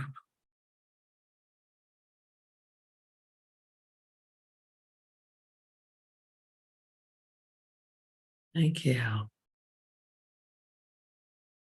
Does this feel complete, Brooke?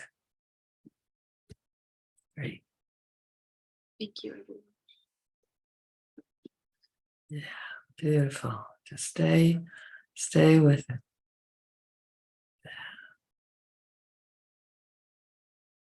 So curious if either of the rest of you want to share your experience with the meditation.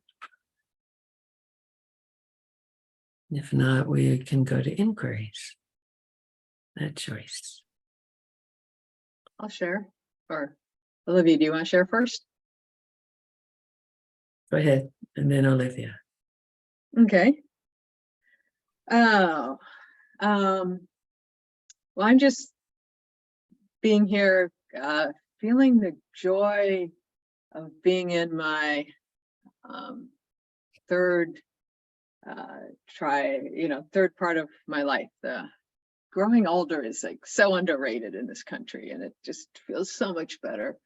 Because I've been doing this kind of work, finding parts of myself, for now twice as many years as I was hiding myself.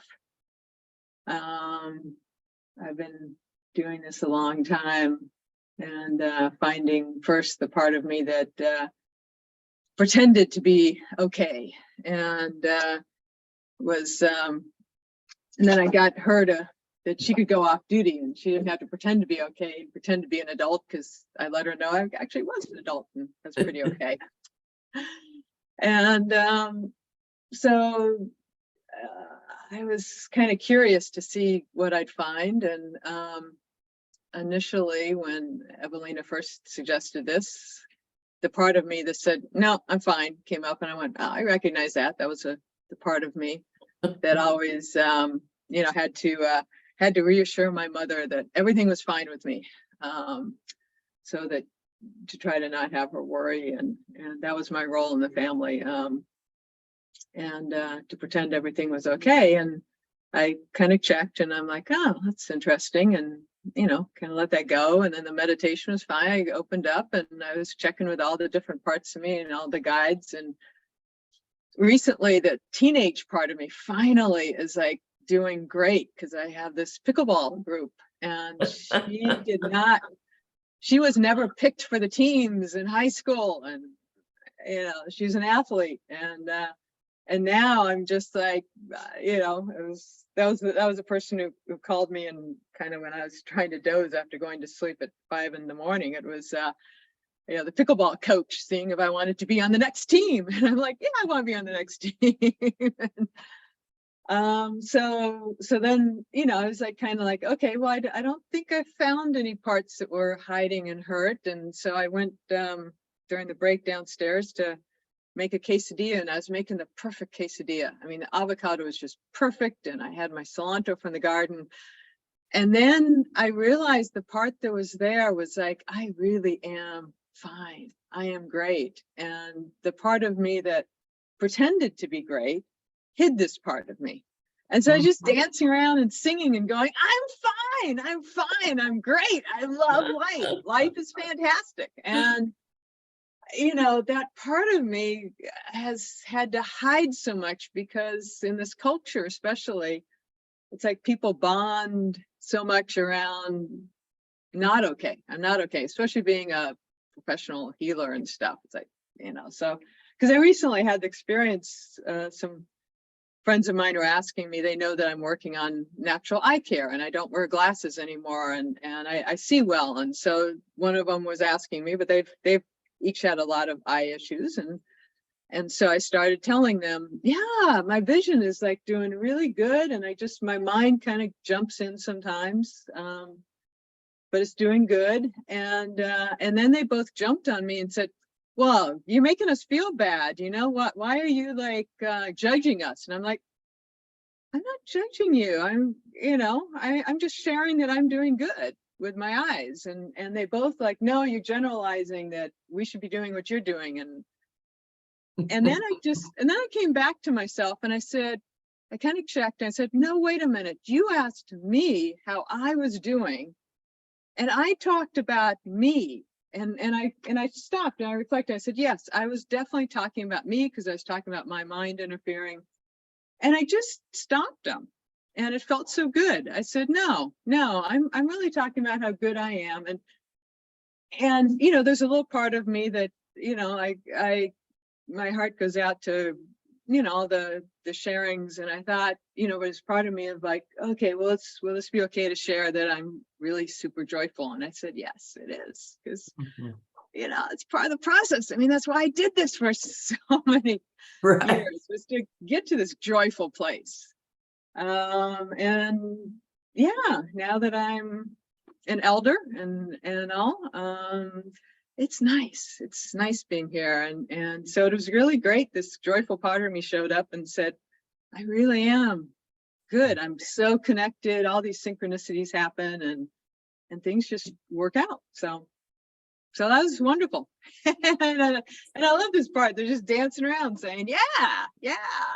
You know, I don't have to pretend I'm fine. I was fine coming into this world, and then I just had to pretend I was fine instead of being fine. You Yeah. know, so And that's cool. that protector protecting the vulnerability. Oh, yes, yes, because I did a very excellent job of Yeah. taking care of that part of me and hiding it very good under lots and lots of drugs and alcohol for a long time. Big success. Big Yeah, success. yeah. So cool. And one of the advantages of age is that we actually do grow over time. You know, Yes. if you're working on yourself for decades, gets Oh my easier. God. Yeah, yeah. Decades, decades, and decades, and decades. Growing older is, like I said, it's so underrated. My folks both said that because my dad kept growing right up to 100. So Mhm. yeah, he's got a few more decades to keep enjoying life. Juliet would like to share. If you You know, want. just- because I'm 68. So, you know, it's like I get it, you know, but it's like you still are evolving over and over and over again. You know, it's like life is, you don't stop growing, no matter if you get to a place where you don't stop growing. And that's the beauty of life. But the ability for you to be able to, like you say, dance and celebrate and realize, you know what, I may go through something, but you know what, I'm okay. Mhm. Right? I'm okay. Yeah. Mary, did you want to say something? Well, yeah, I'm 81 and I'm still growing and learning, and it's a journey. I Mhm. just wanted to share that while everyone was talking. One of my big concerns has always been, why do I not feel things as strongly as I think other people do? Marie, can we come back to that? Yes. We wanted to make sure, Jano, that you felt complete. Okay, I'm sorry. Go ahead. That's right, because there were comments about you. Does that feel complete? I'd like some sparkles. I love it. It's great. Yeah. So glad your fine self is back. Your fine. Thank you. Mhm. Just had something that wants to be said to me. Oh my gosh. Okay, wait a second. The more that you stay focused on the writing and the expression of yourself, and the more you let that flow out of you, the more joy you will find in every day. It's like that willingness to stand in that space is allowing that to open. Okay. Oh yeah, yeah, that's right on. I mean, the fact that I plowed through that chapter about my dad's death, you know, till 5 in the morning, and it's definitely helped me be joyful now. Thank you. Great. And it's not all about sleep, you know? There are so many states of consciousness that can replace the lack of sleep, as long as you don't do it too often. Yeah, I know that. So, can we go to Marie? Mhm. You were saying, now you have our full attention. Thank you. What I'm realizing is I have always been hard on myself about not feeling things as strongly as I think I should. Mm. About how my husband passed away. Well, let's have a party. Many things like that. And I stop and think, what's wrong with me? Why don't I really get emotional? Why don't I really feel things like I see my sister feel things and this process showed me that was part of the protector protecting me Mhm. and keeping me. And now I realize it's okay to feel things. It's okay to get emotional. Mm. Okay. I don't have to always think, I'm fine, everybody, I'm fine, I'm okay. Yeah, It's okay not to be fine. it's okay not to be fine. Yeah. Wow. Mhm. I've always been the one that's been the strong, someone dies in the family, I'm the one that holds the whole family up. I take care of everything. I'm fine. Mhm, I'll mhm, take care of everybody. mhm. Breathe into that. This is a big shifting in you. Huge, Yeah. it's huge. And to borrow a page from Jan O's experience, Yeah. you may want to look at what I'm fine is covering. Yeah. Mhm. Yeah.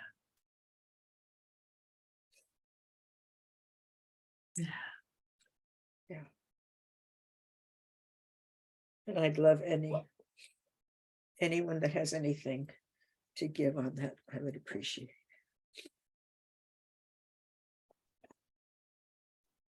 I appreciate you sharing, Marie, because that is the thing that I have to remember to keep feeling, because that's where I go to, is I won't feel. Because to act fine, then I had to not actually feel. So that's part of my joy of actually feeling good is, but I also need to, before this group, I actually was sitting crying about my dad's death. So it's Mhm. feelings are so important, and it's continual, allowing feelings. So I've actually found, I have a story that I found long ago in a magazine, and I cried. And I grew up, my parents used to actually be proud of the fact I wouldn't cry. I mean, they said I stopped crying when I was about 6 months old, and the therapist to me goes, "Oh, that is so unhealthy." And so I have a story, and like I read it today, and so every once in a while I'll read the story to see if there are any tears, because I always cry at the end of the story. It's a very touching, just a one-page short story. And so I keep stuff like that, of just consciously tapping in to allow feelings. And luckily I grew up in France, which is much more feeling oriented. So I can tap into that. But yes, feelings are definitely the gateway to being embodied. Yes. Yes. Feelings are definitely the gateway to being embodied. Yeah. Wow. They are the internal guidance system. Who else? Tuning in to guidance, opening your heart, opening into your third eye, if you wish. What would Spirit like to say to us? Brooke? Marie, well, I was sitting in that space where you're asking for guidance. I saw kind of like the table, like a bunch of horizontal vertical boxes of compartmentalizing these different emotional aspects of yourself, and knowing that there's energy that helps divide them and keep you safe so that you can function as a whole. But you might feel disconnected from that whole when you are in just one part of that box. And so it's being able to tune into the bigger whole within the little hole that you might be experiencing, and that each one is tied to another one as you continue to feel your emotions and allow that spaciousness to come forward. The last we couldn't quite hear. Say again. Once you allow that spaciousness to come forward, so when you're in one box, you can start feeling the borders of that limitation and feel into it, and it will dissolve, and you'll feel into a deeper layer of what is behind that emotion, and a deeper layer until you feel like your entire self is feeling what you need to feel.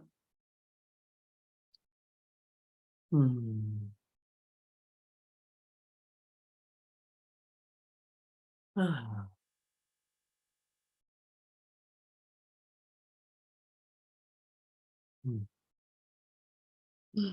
And can I add one more thing that just came through? That energetic current between all the different boxes is love, allowing yourself to have that spaciousness and that heart energy to come through as a gentle reminder. Yeah. How's that arrive for you? Thank you. Very helpful. Siobhan had his hand up and then Juliet. Yeah, there was a question coming out for you, Marie, which is actually the opposite. What did you get out of not feeling? Mm-hmm. Yeah. What was the benefit of that? Yeah. Surviving. Yeah.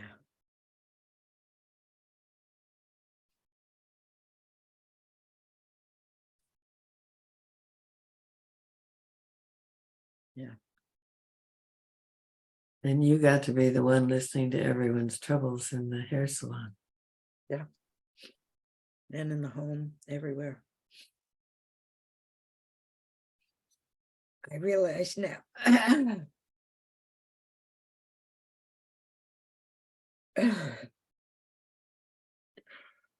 Mm-hmm.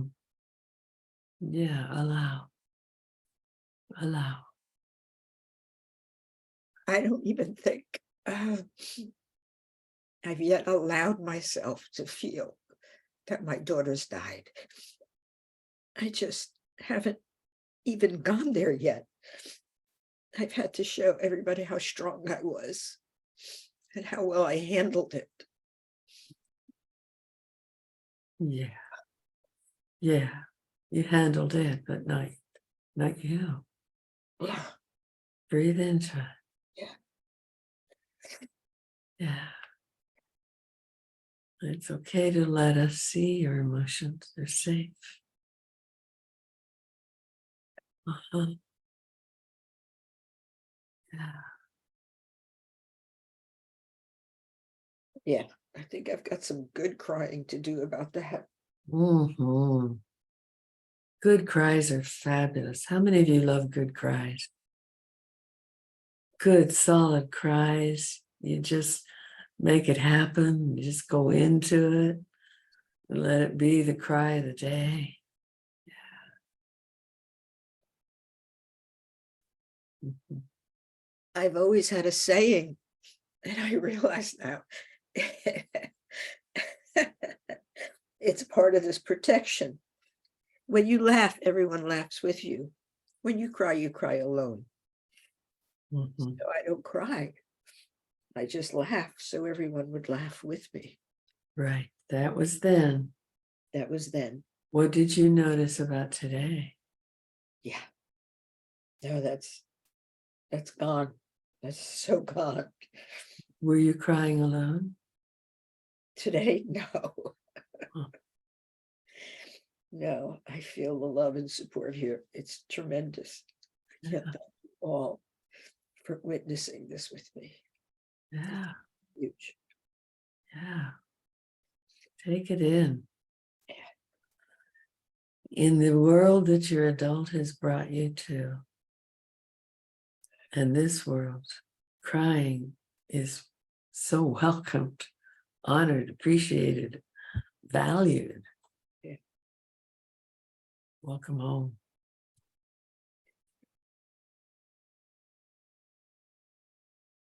Are you ready to hear from Juliet? Yes.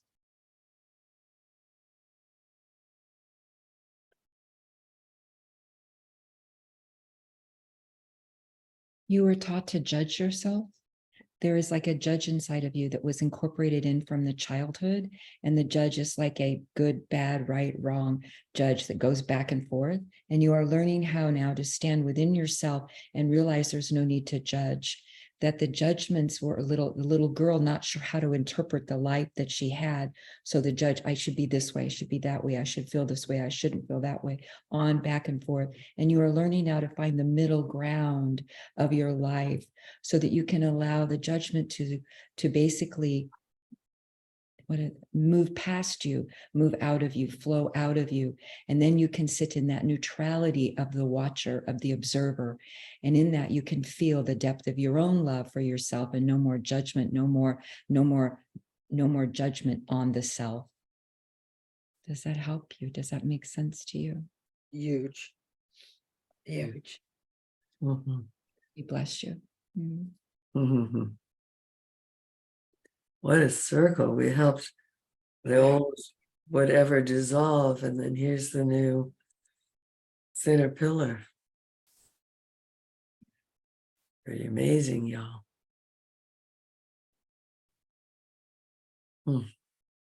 I would love some sparkles. Hmm.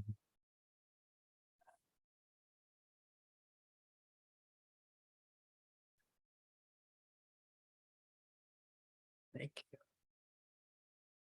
Hmm. Y'all get to know why I love so much my front row seat on transformation. Very sweet, isn't it? Yeah. So, Olivia, we're aware that we haven't yet given you an opportunity to share from your meditation if you wish, or whatever you would like of this time.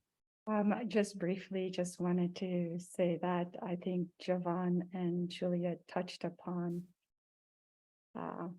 my experience. I was present, but before I get into that, I just wanted to say to Marie also, because something did come through. I tried to raise my hand, but Oh. I'm just feeling like a lot of energy right now, and feeling like I'm processing and integrating a lot. It's been happening for like the past 3 days, 4 days. Mhm. And so what came up for you, Marie, was the fact that, as Juliet stated, the judgment, when you're sitting in that judgment, just also take consciousness or awareness to the fact that as you stay in that judgment, you're creating for that to continue.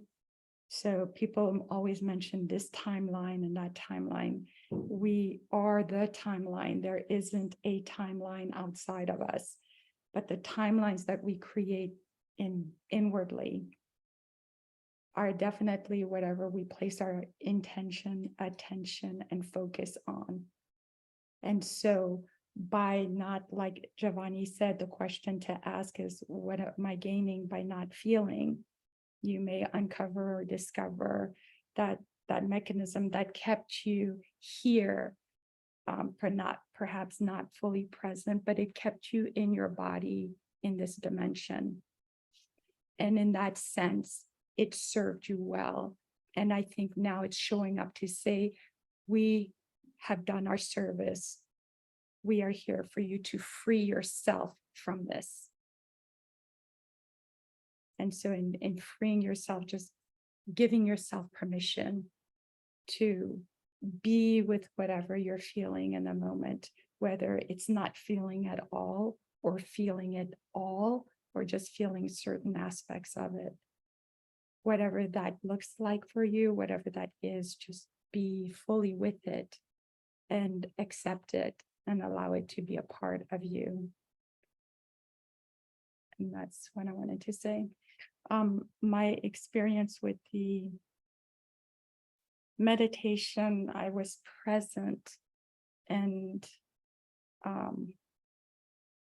then I kept getting flashes of a bicycle accident, and was asking a question about if that was me or if this was something else. And it was a tragic bicycle accident. And as far as I know, I haven't experienced any bicycle accidents, not at least per se in this body and in this consciousness and then personality named Olivia. I've not experienced a bicycle accident. So when I stopped from that image to keep coming at me, because it kept coming, I was reorienting myself towards what you were saying. all aspects of myself were there. I mean, this was like a full room where I felt the presence of like from one, even before one, like from the womb all the way up to now. And it wasn't just like the age, like 1, 2, 3. It was like, it felt like infinite, like infinite. Like I couldn't put a number on it. It was just the presence of everything all at once. And in that moment, when I was there with everything present and reorienting myself back to listening to what you were saying, being present with the saboteur, it was like I was gone. And then I would come back, and then the image of this bicycle accident kept coming forward. And I just said, okay, I accept it. I don't know what that means.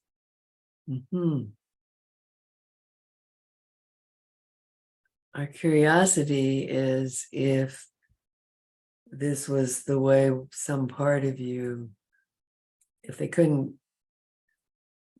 get you out of the body, to occupy you with this very pressing scene.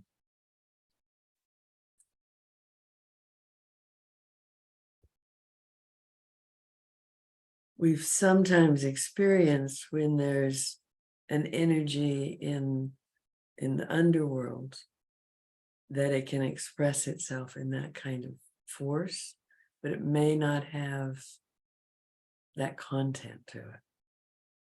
It may not be about a bicycle accident, but something gripping. And you can always ask, what's coming up? What are you wanting to tell me? Or, like you did, you oriented to our voice, Evelina's voice. You can orient to the divine and go, what's right for me here?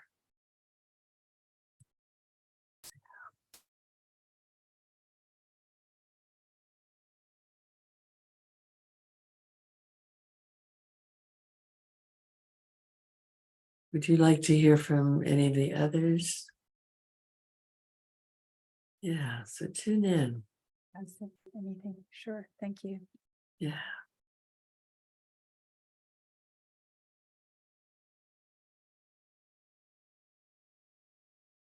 Allowing spirit to speak through you if you wish.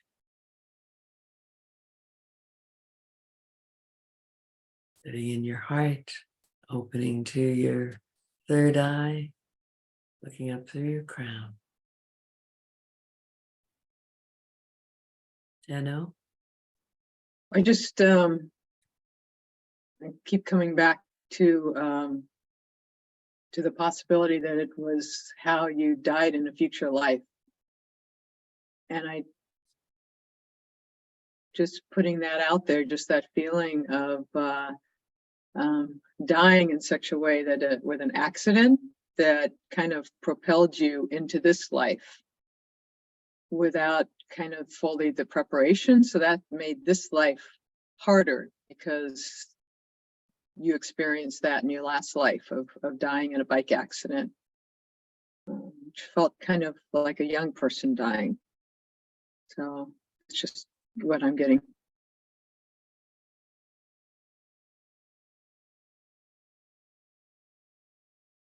Olivia, let's just stop a moment. Olivia, how does that land? Yeah, I didn't mention the fact that I felt that the individual on the bike was young. They were relatively young and just beginning to really enjoy life. And it felt like the person had a lot of vitality, strength, I mean, healthy.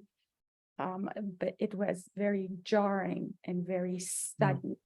And yeah. So that does resonate. Thank you, Jenna. The part of you saying the future also, what came immediately to me in that instance when you said that, and it resonated as truth as well. While it's in the future and I'm here, it like the future and the past kind of fold onto the present anyway. So it's, yeah, I don't know. I'm probably not articulating it well enough just to say that actually it makes complete sense and does resonate. Great. Mhm. So Is it- just to add that,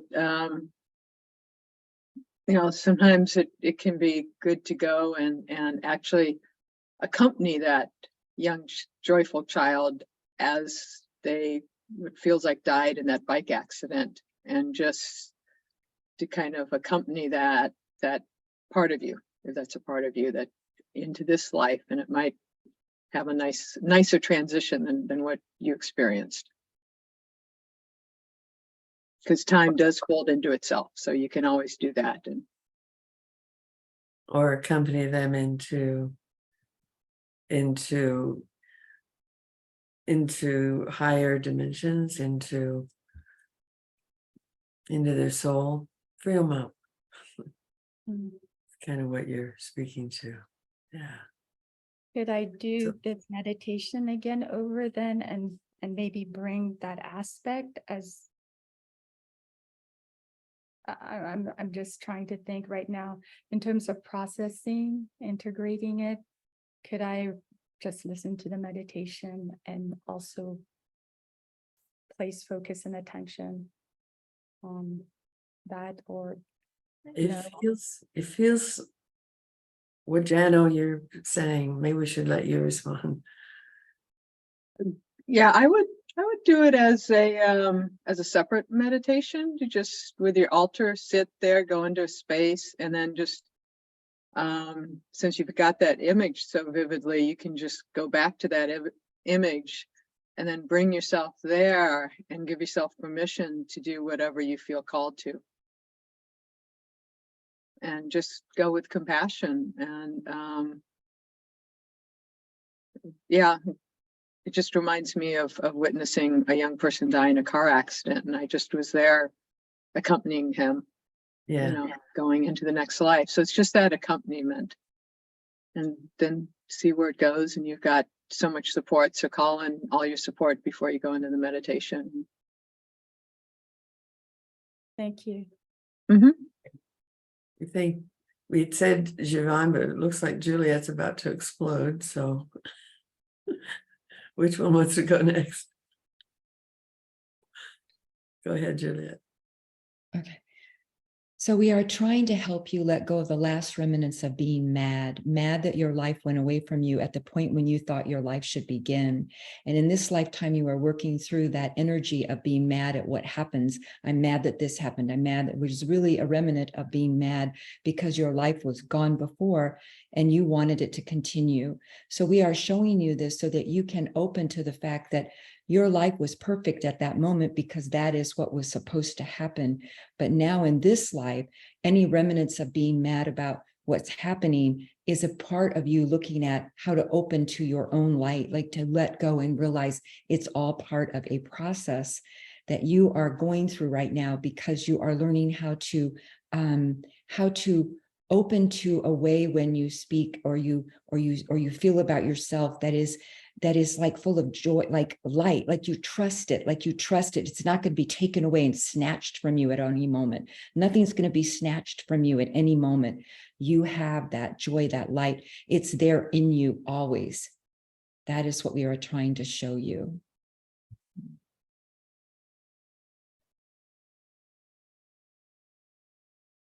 Yes, thank you. When you mentioned the anger, that's been a theme, and that's probably in your mentioning the anger, what immediately came to me was it allow for yourself to see the anger that will actually orient you towards the light. Anger can orient you towards the shadow, but it can also orient you towards the light. So thank you. Beautiful. Yvonne.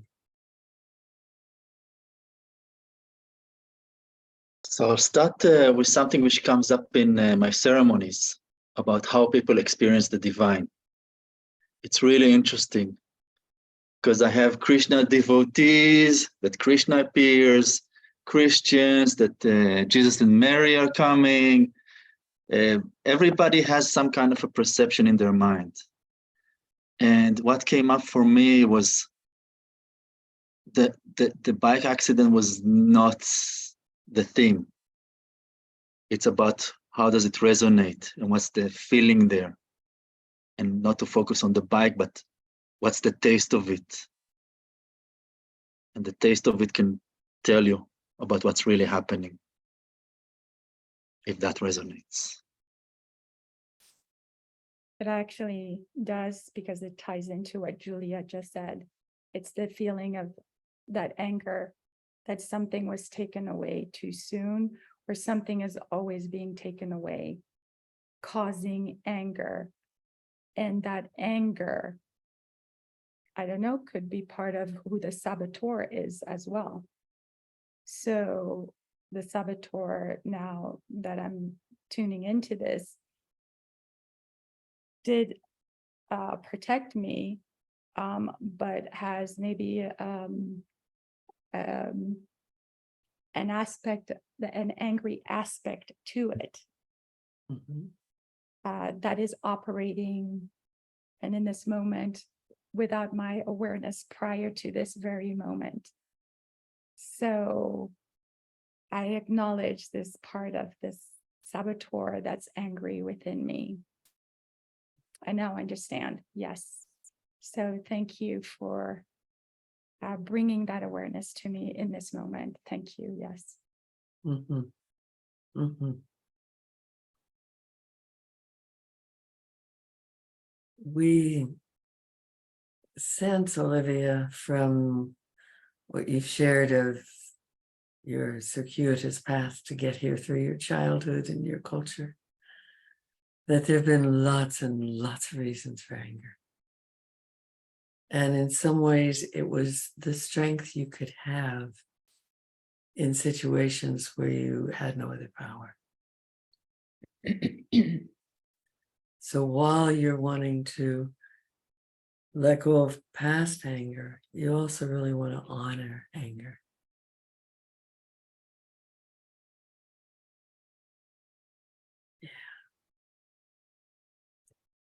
Yes.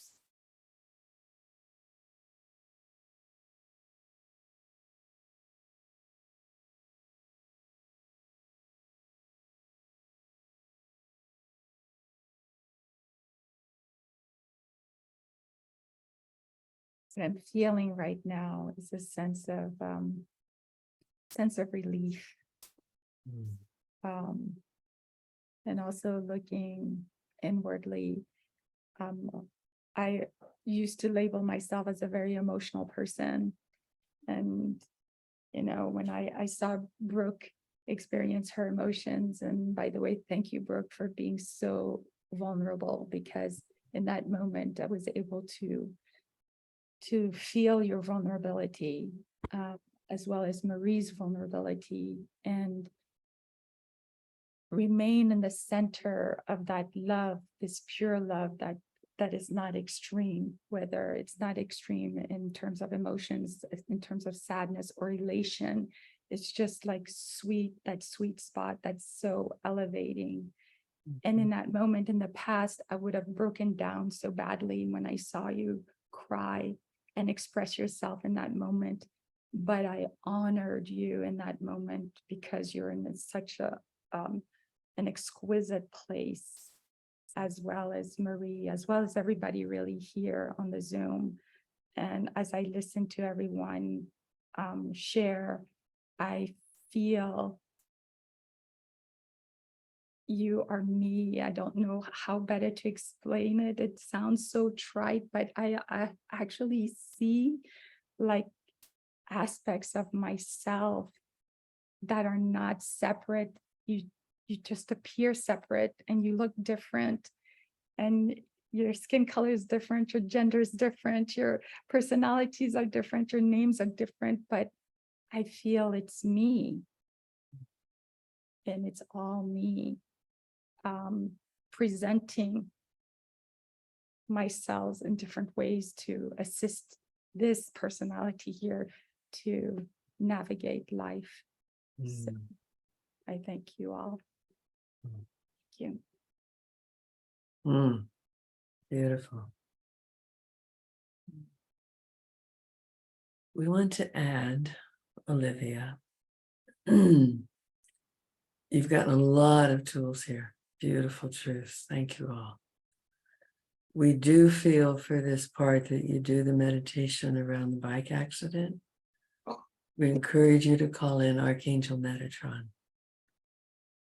to create an opening for that aspect of your soul, to be able to let go of earth and move on in to the higher dimensions of its being.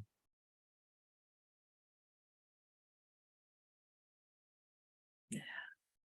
And just thanking it for the lessons. Good. Yeah.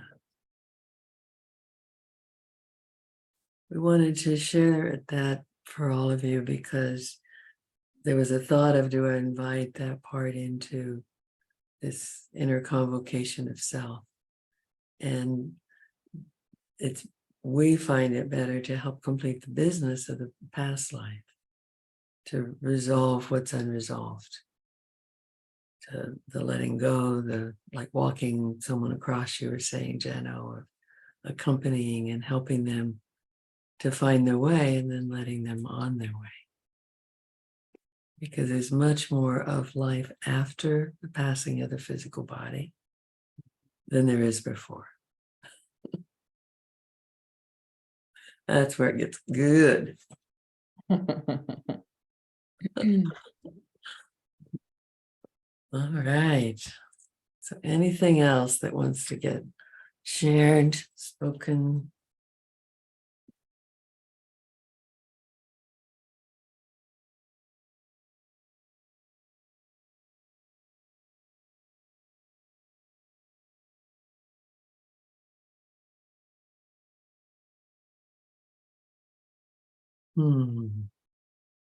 Juliet? I guess like she shouldn't stop things coming through, right? So it's the first statement. This is a growth journey that we are all on together, that we've signed up for, to witness the development and the expansion of our own souls. And we are lighting a path for ourselves with the energy that we all are bringing to this place within us.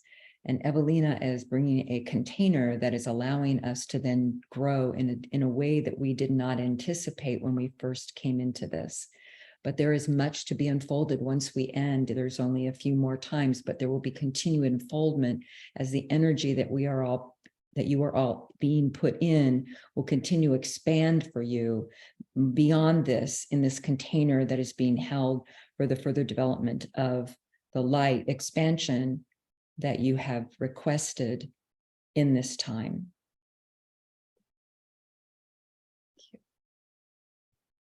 Thank you. Yeah.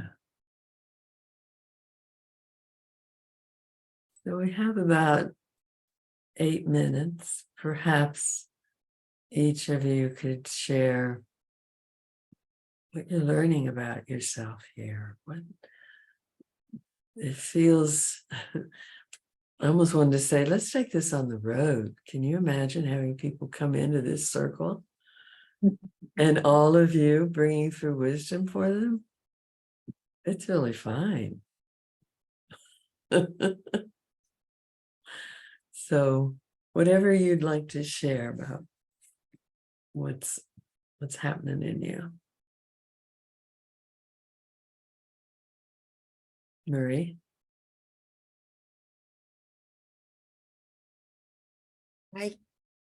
Well, before this, I was really feeling, I was telling myself, at this age, I've arrived. I am who I am. My journey is now just to kind of relax and enjoy whatever is left of time. And today it's like, do we ever really arrive? Is the journey ever over? No. I mean, it's like it's quite an awakening today for me. I said that at the beginning. I said I'm waking up. Well, I'm really awake now. And thank you, Evelina. So welcome. I want to say to my dear old friend Marie, you look so beautiful. Oh, thank you. You did your hair, you did the scene around you. It's so lovely. Thank you. Yeah. It's the agreement here. Yeah. Thank you. So you thought you were just gonna semi-retire and slip on out. Instead, you did your hair. Yep. Now it's a new beginning. Yeah. It's far from an ending. It's a beginning. Yeah. Yeah. Great. Thanks to you. Thank you. Thanks to all of us. Yeah.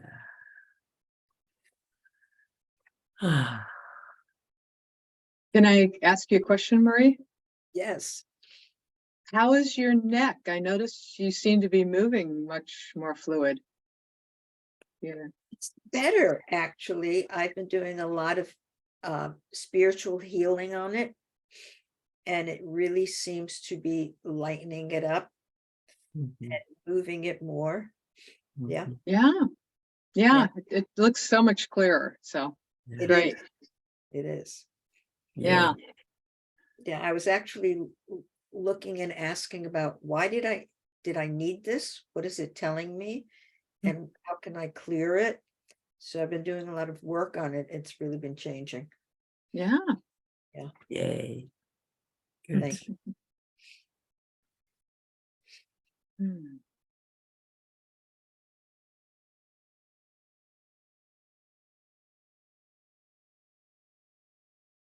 I'm feeling good. I'm loving this process, loving the group, loving just being who I am. And that piece a couple weeks ago of noticing how much more energy I put into worrying about my writing than I do writing has helped a lot. So that's been good. And I've actually just felt a lot more positive about taking the next step towards an agent and publisher. So that feels more free, and wherever it goes, it goes. I know primarily the book is for myself. They always are. And it's been wonderful for me. And if it ends up being wonderful for other people, then so be it. But I am worrying about it less, which is much nicer. Yay. And some sparkles. Sure. We love our sparkles. Yeah.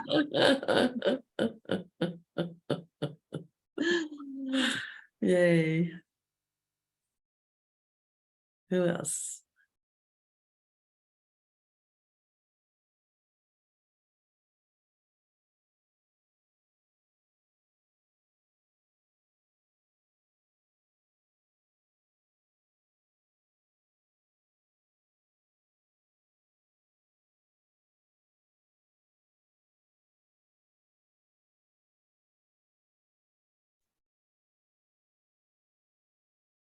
Brooke?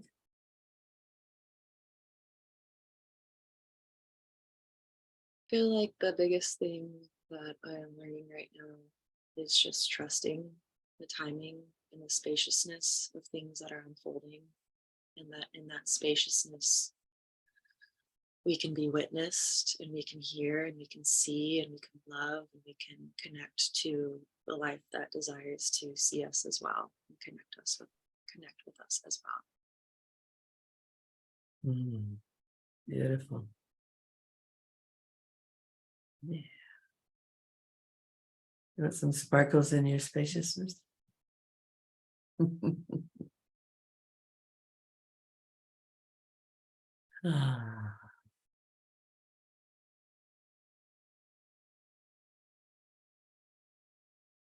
Hmm.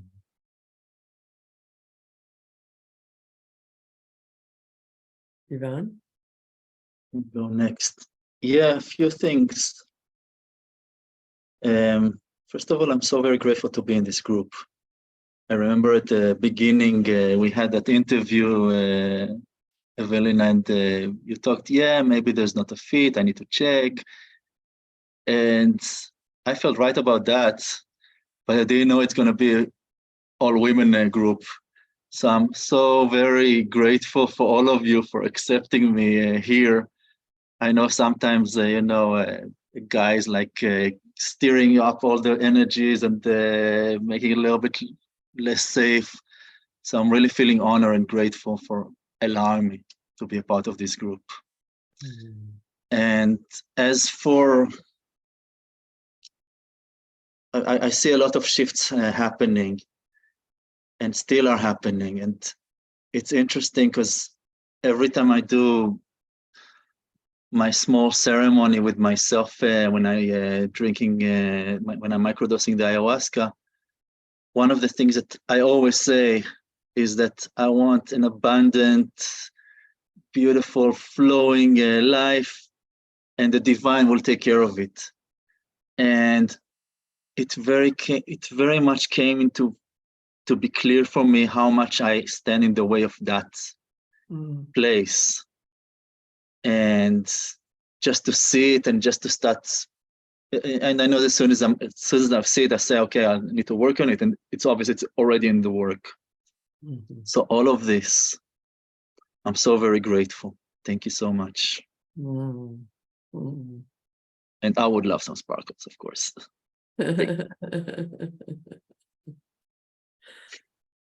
Mm.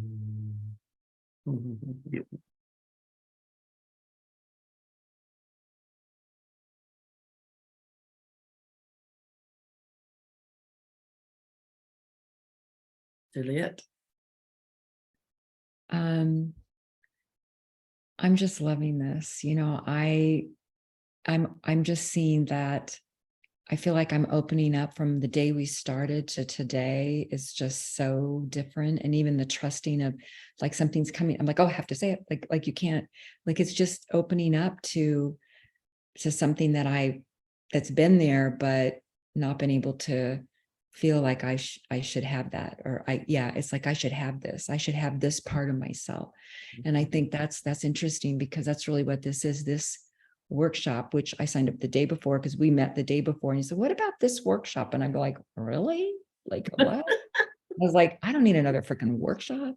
But anyway, but I did it, and I really do feel it's like, yeah, I mean, I'm becoming more present every day. And it's helping me with the group, with everybody being here as a group, because there's an energy and a connection that allows, like you say, witnessing and support and care. And you just feel that. And Javon, I have to tell you that I'm really glad you're here. I mean, the day you were going to miss, it was like, oh, darn. And then you were here anyway. It was like, whoa, the universe is so good, so I mean, really, because it's all, you bring something to the group that wouldn't be here if we didn't have you. So it's beautiful. So anyway, but I'm just loving the transformation that you can see the light in everybody. And it's like, yeah. So thank you so much. And I will take sparkles.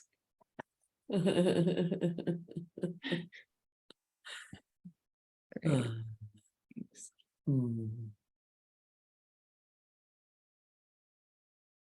Olivia, do you want to share? Fairly quickly, please. Yes, I think since I started, I can see like a lot of shifts happening within me and outside. And I had to say, in the past, I would have never, in the space that I'm actually in right now, I would have never been or participated or attended class today. I would have just called in sick and said, nope, I'm not in a good place. And but I can see how I I'm loving the support of this group, and I feel no judgment. And yes, I'm grateful for all of you. Yay. I'll take sparkles. Ah. Hmm. What I notice is that I came into today and I went, I'm not even the little bit nervous I usually am. Because I usually need to do my Bija mantras and all kinds of stuff for that little jitters. And it was like, I trust this group. I trust our co-creation. It's lovely. It's a gift. Thank you.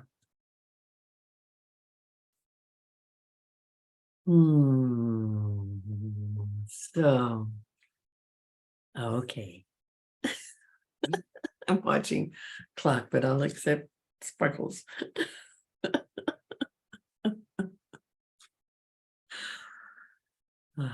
Thank you.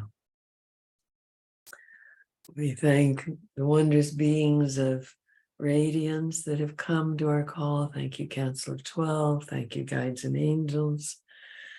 We bless you and release you. We thank each and every one of you for being open and available to Spirit. We bless you. We ask that your highest destinies be guided by the highest wisdom, the highest truth from your being and from the realms, that you may walk your path with miracles of grace and ease. Asking the realms of light to bathe this earth with scalar waves vast enough that the whole earth is touched and all beings awaken to their divinity within. Blessed be. So thank you. Thank you. We bless you. Let's just go down through the chakras. We know the drill. Bringing your energy in as you go down your chakra column. Releasing everyone else, calling you in. Letting your light consolidate in your core.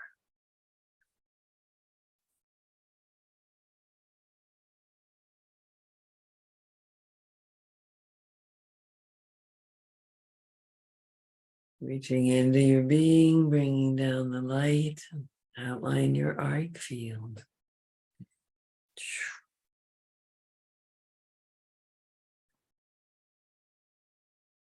Thank you. Thank you, everybody. Thank you. Have a blessed week. Yeah, really, everyone.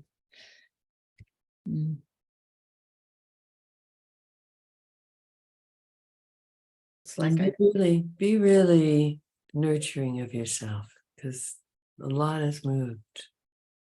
Drink lots of water, be nurturing. Sweet baths. Yeah.